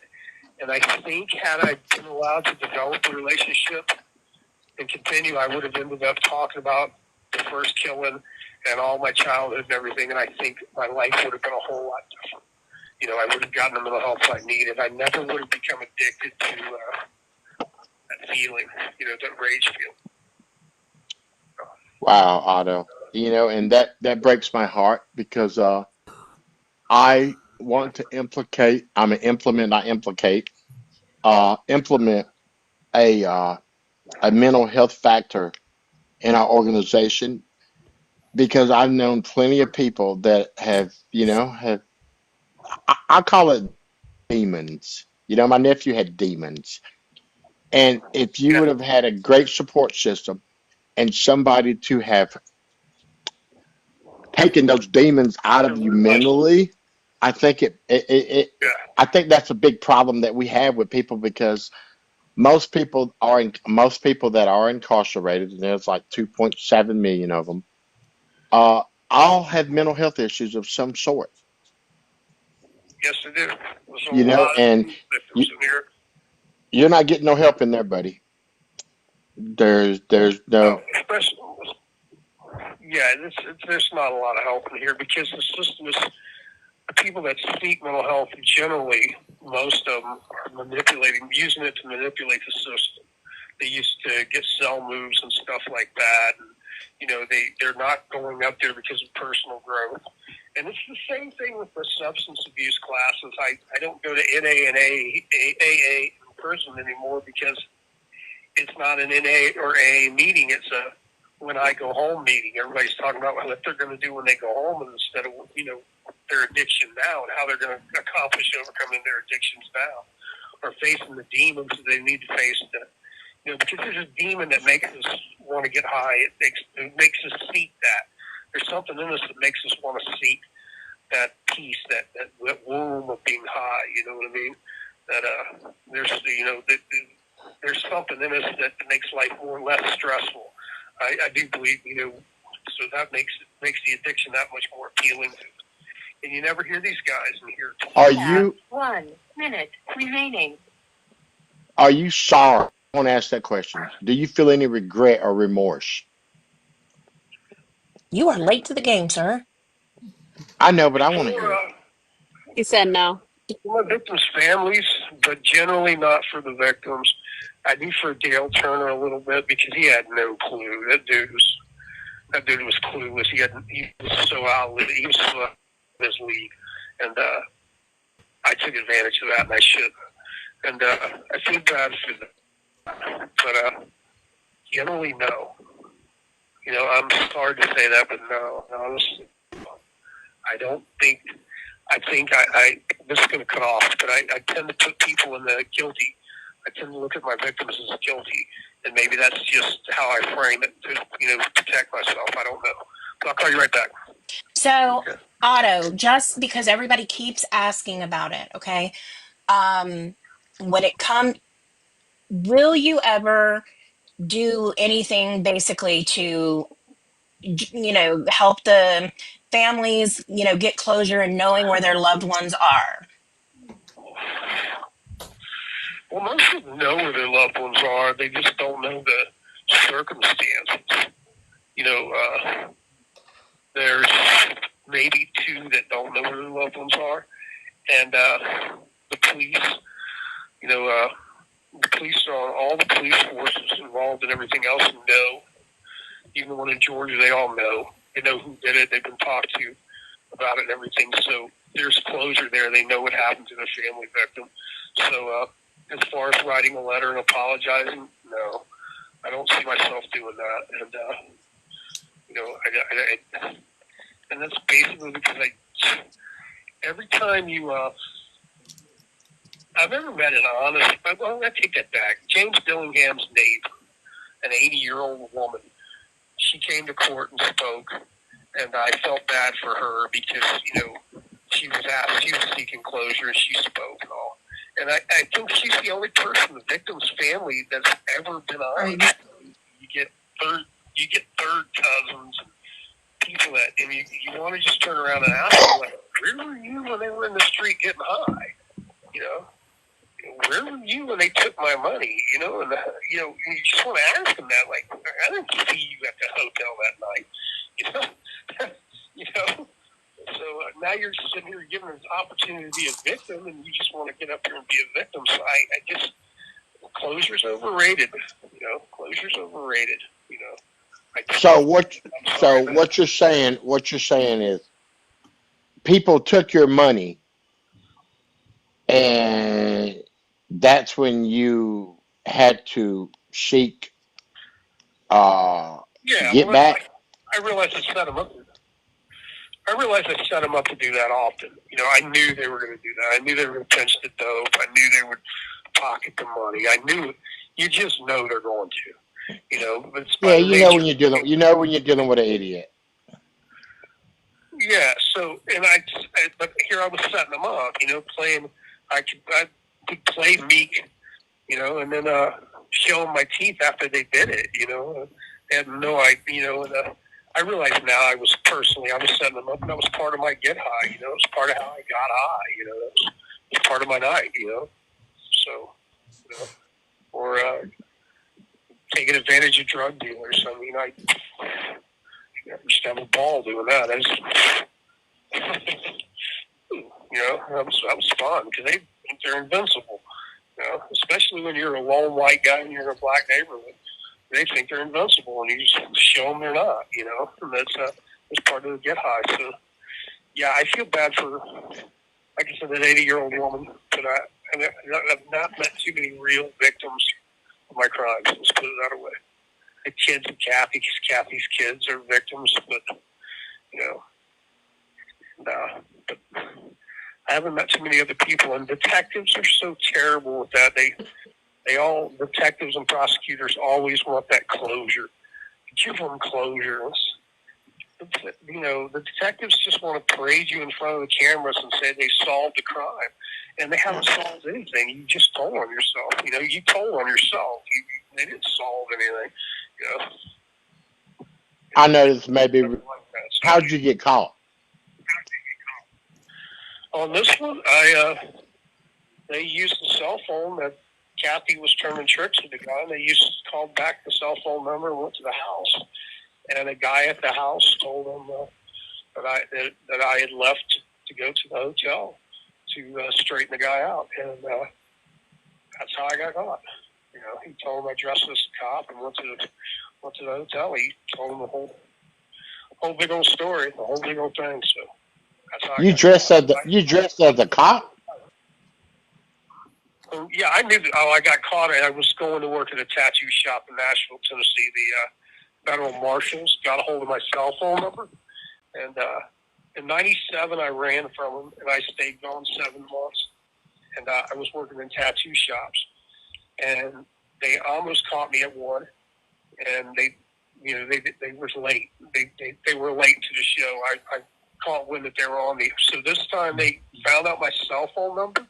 I think my ex-wife gave it to him, and They called me and asked me to come to a tattoo shop in Nashville, and for a job. I always work. I'm always working, and I can make good money tattooing.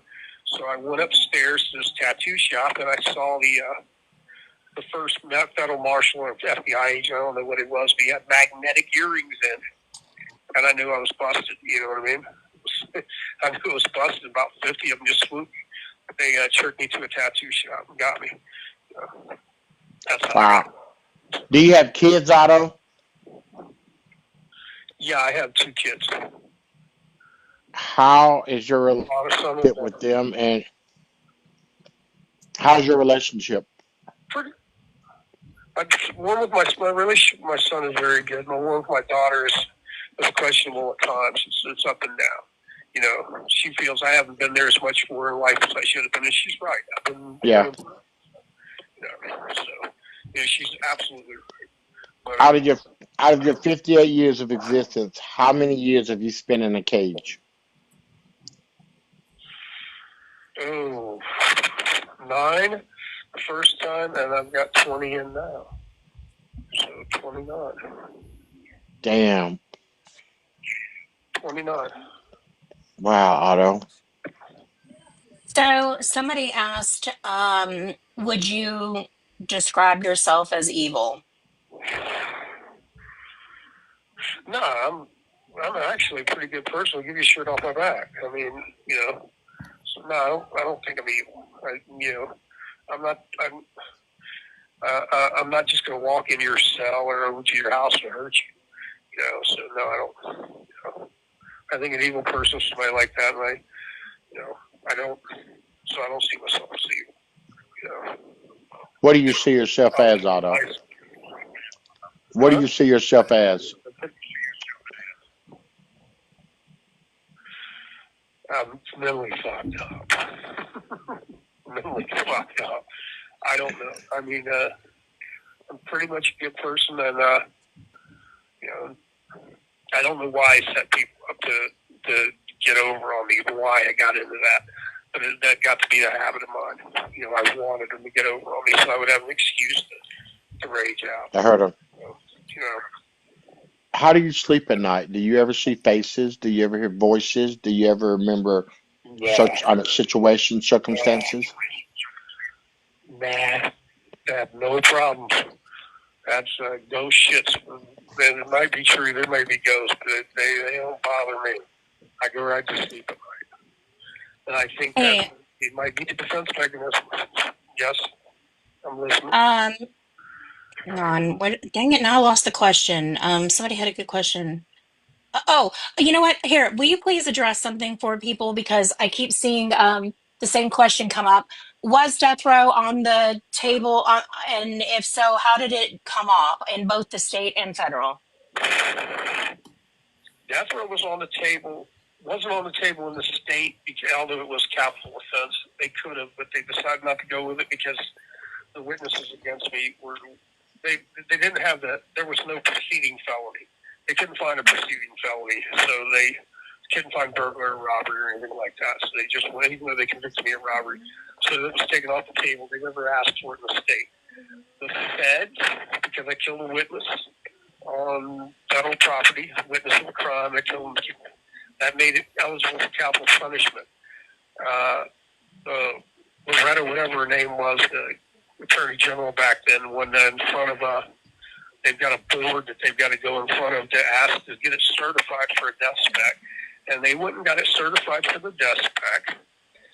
And they gave me these attorneys, these liberal, bleeding heart attorneys, that would not let me plead to the death spec. I fought for almost 7 years to get them to let me plead. I ended up having to write to the judge and ask him. I believe in the death penalty, so I'm not going to cry about it now that my foot's in the trap. And I was willing to plead to the death penalty and go to death row. And or to allow the jury, when you plead to the death penalty, the jury, they would have a jury trial and mitigating circumstances. It would be up to the jury to decide life without. But anyways, they drug it out for 7 years, and finally I just gave in and took the plea for life without. They brought all of Kathy's kids down there to Kentucky, and a couple of their family members, and they told me, look, they're here. Let's get this over with. Let's have this. Let's go in and plead out. Let them talk. They're all here. And then, I went in and took the plea. I was willing to go to death row. I think death row is a needed thing. I think it's applied wrong, but I think it's needed. I think that, I believe in death row, definitely. I just don't think it's applied right. Do you think that you deserve to die? Well, I don't deserve. Yeah, to a certain degree. Yeah, if I measured my life's worth by how I measured other people's lives, yeah, then I would deserve it. So yeah, to a certain degree, I believe that it wouldn't be a harsh punishment. Let's put it that way. I don't think it would be a harsh punishment. I don't think it's a stretch. To give them to die. Yeah, so to a certain degree, I deserve it. So yeah. And what's the worst thing you've ever done?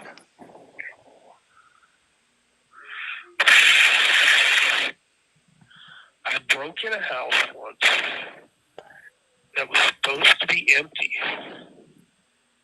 And nobody was supposed to be there, and there was supposed to be like $6,000 or $7,000 in this cabinet. And all the other kids would go over there and smoke weed with the lady that owned the house. And so they knew where she kept her money, and she was supposed to be out of town. So I just broke the window and went in the house. And she came out of her bedroom and shot at me 3 times. And I beat her pretty much half to death. I didn't kill her. I didn't shoot her. Anything like that. I would have been to go away from her. But I beat her pretty bad. She was like 63 at the time.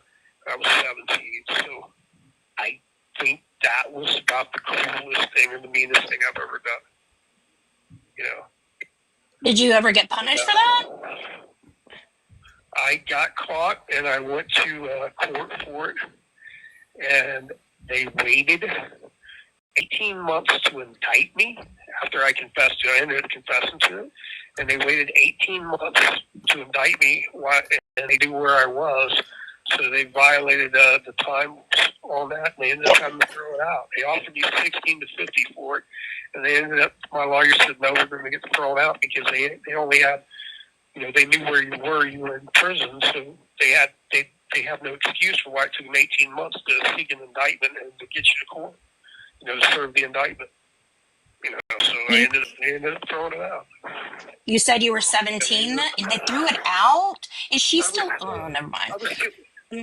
I just turned 18 at the time that happened. Yeah, I just turned 18. It was right after my 18th birthday. It's like August of '84, so when that happened. So I think that's the only thing I ever did. Okay, can you clarify for people about what, because Kathy Barnett was the witness, 1 but minute remaining. nuggets. Kathy Barnett was the witness, right? But she was also an accomplice in Dillingham, right? Yeah, she was a witness, accomplice, the motivating factor. Yeah, I'll call you. Well, let me call you right back, and I'll explain all how we got there. Okay. Okay, we can do like another 5 minutes because my phone's at 8% right now. But yeah, that works. Sure. Call back for 5-10 minutes. Okay. All right, buddy. Call you right back. All right.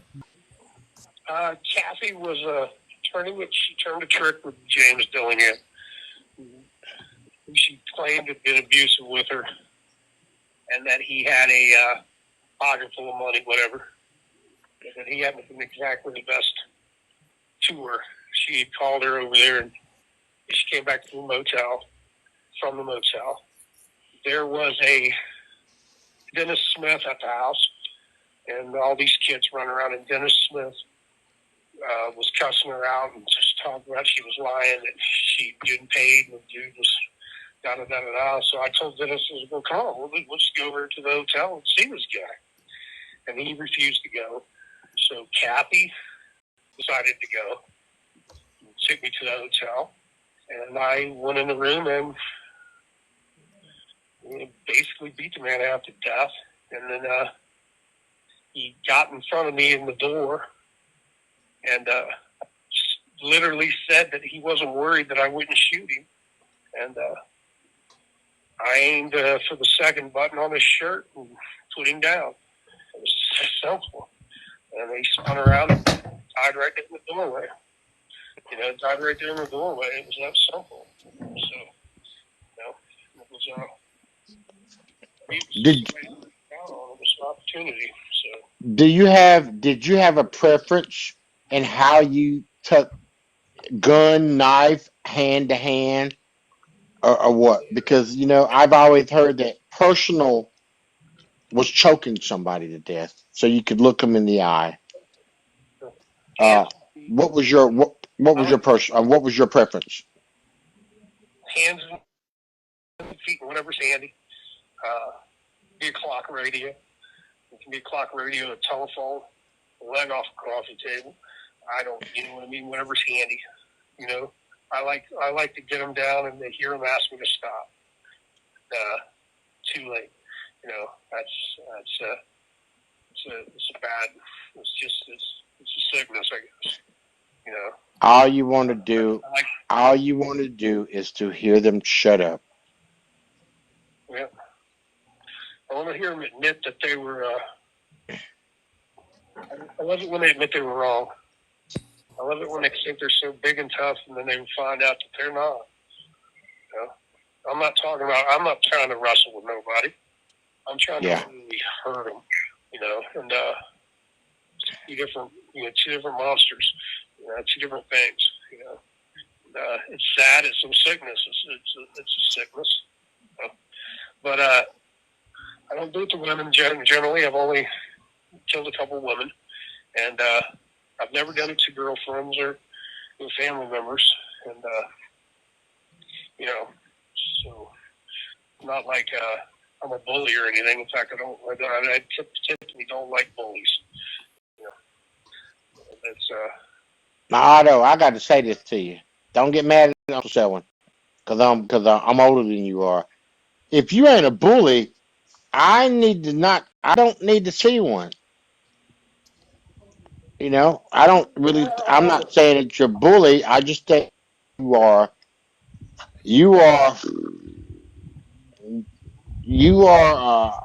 an aggressor.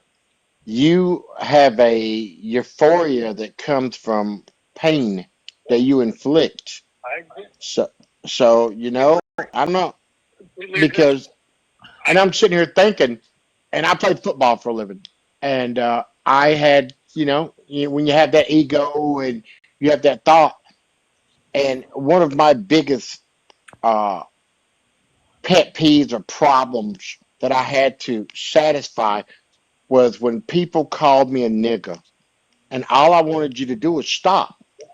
And Words, Uncle Selwyn. I'm sorry, but I've been in situations, especially when the football rage was going on, Right. and I had to have them stop. You had to stop. You know what I'm saying? Yeah, So if I had to, if I had to choke your ass out or something, but you were going to stop calling me that word. Yeah. So I get and with you, so you're going to stop taking advantage of me. Yep.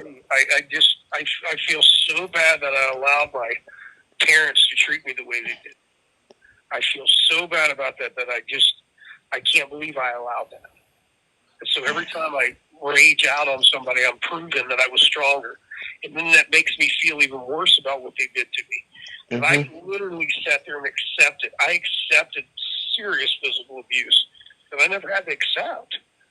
And it makes me feel, so I'm always trying to make up for that. And then I feel bad. That makes me feel even worse. It makes me, once I do, I feel even worse about what I allowed my family to do to me.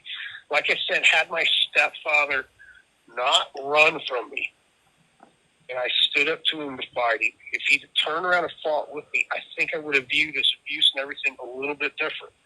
But when I saw he was scared of me, and that he ran from me, this big, tough monster of a motherfucker who's done all these fucking terrible things, when I saw him run from me, and I saw the fear in my own mother's eyes, I'm like, these people are just, I mean, I have scars for what they did to me, physical scars, you know what I mean?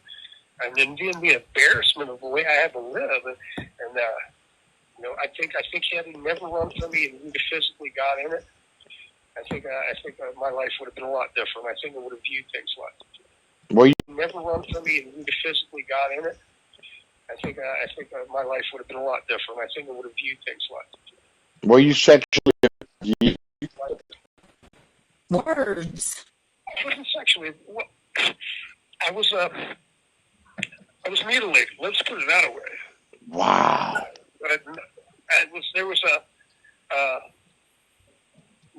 There was never any physical abuse like that, but there was mutilation because it was unchristian to masturbate or whatever, and you know that was there was punishment, which involved me holding myself out on a coffee table while a meat hammer or meat tenderizer was banged on it. And, Oh my God. that. Yeah, but there was never any what people consider actual sexual abuse, others. There was I was taught to be very, very, I had 6 sisters, or 3 sisters, 4 sisters lived with me, so I was very private about stuff like that. So, Otto, you didn't have a chance. You literally didn't have a chance, my brother. Yeah. Well, And your stepfather did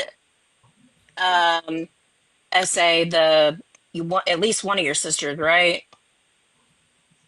yeah, I was going to kill him. I was going to go to Florida and kill him for that. That was the first time I told about Oscar. Was he was in jail, and my mom told him that I was just trying to get to Florida to kill him. But yeah, the sister that OD'd and passed away she was high and got hit by a truck, living in a homeless camp. She, Denise, my youngest sister, he sexually abused her. Yeah, without a doubt. I believe he sexually abused my older sister, and I don't doubt that he didn't have issues with the other 2. But that's their story. It's not mine.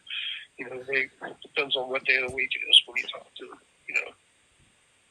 So. Okay, someone asked if you believe in an afterlife.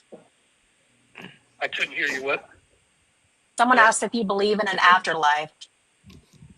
Do I believe in an afterlife? I think we come back. Yeah, I think we come back. The whole heaven and hell thing's overrated. I think there's probably some reincarnation. I just, I think we come back. I believe a lot in the reincarnation. I believe we live again. So yeah, I guess there is an afterlife. And I do believe in ghosts. I've had a couple times where I've seen ghosts, but none of them have ever been due to my crimes or anything like that. So yeah, I'm kind of spiritual. All right.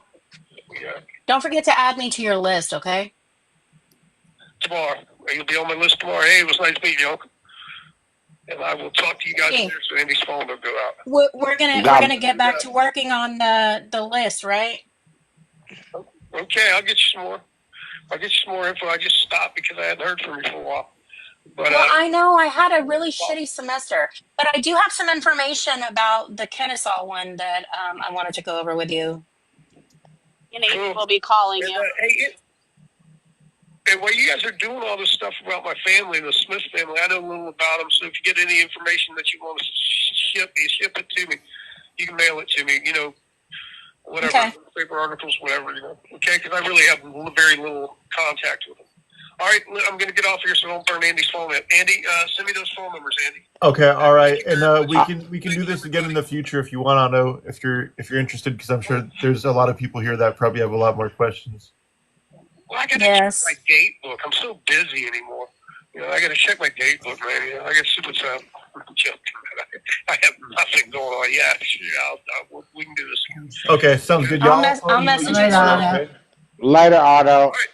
Love you all. Thank you, Otto. Unforbidden.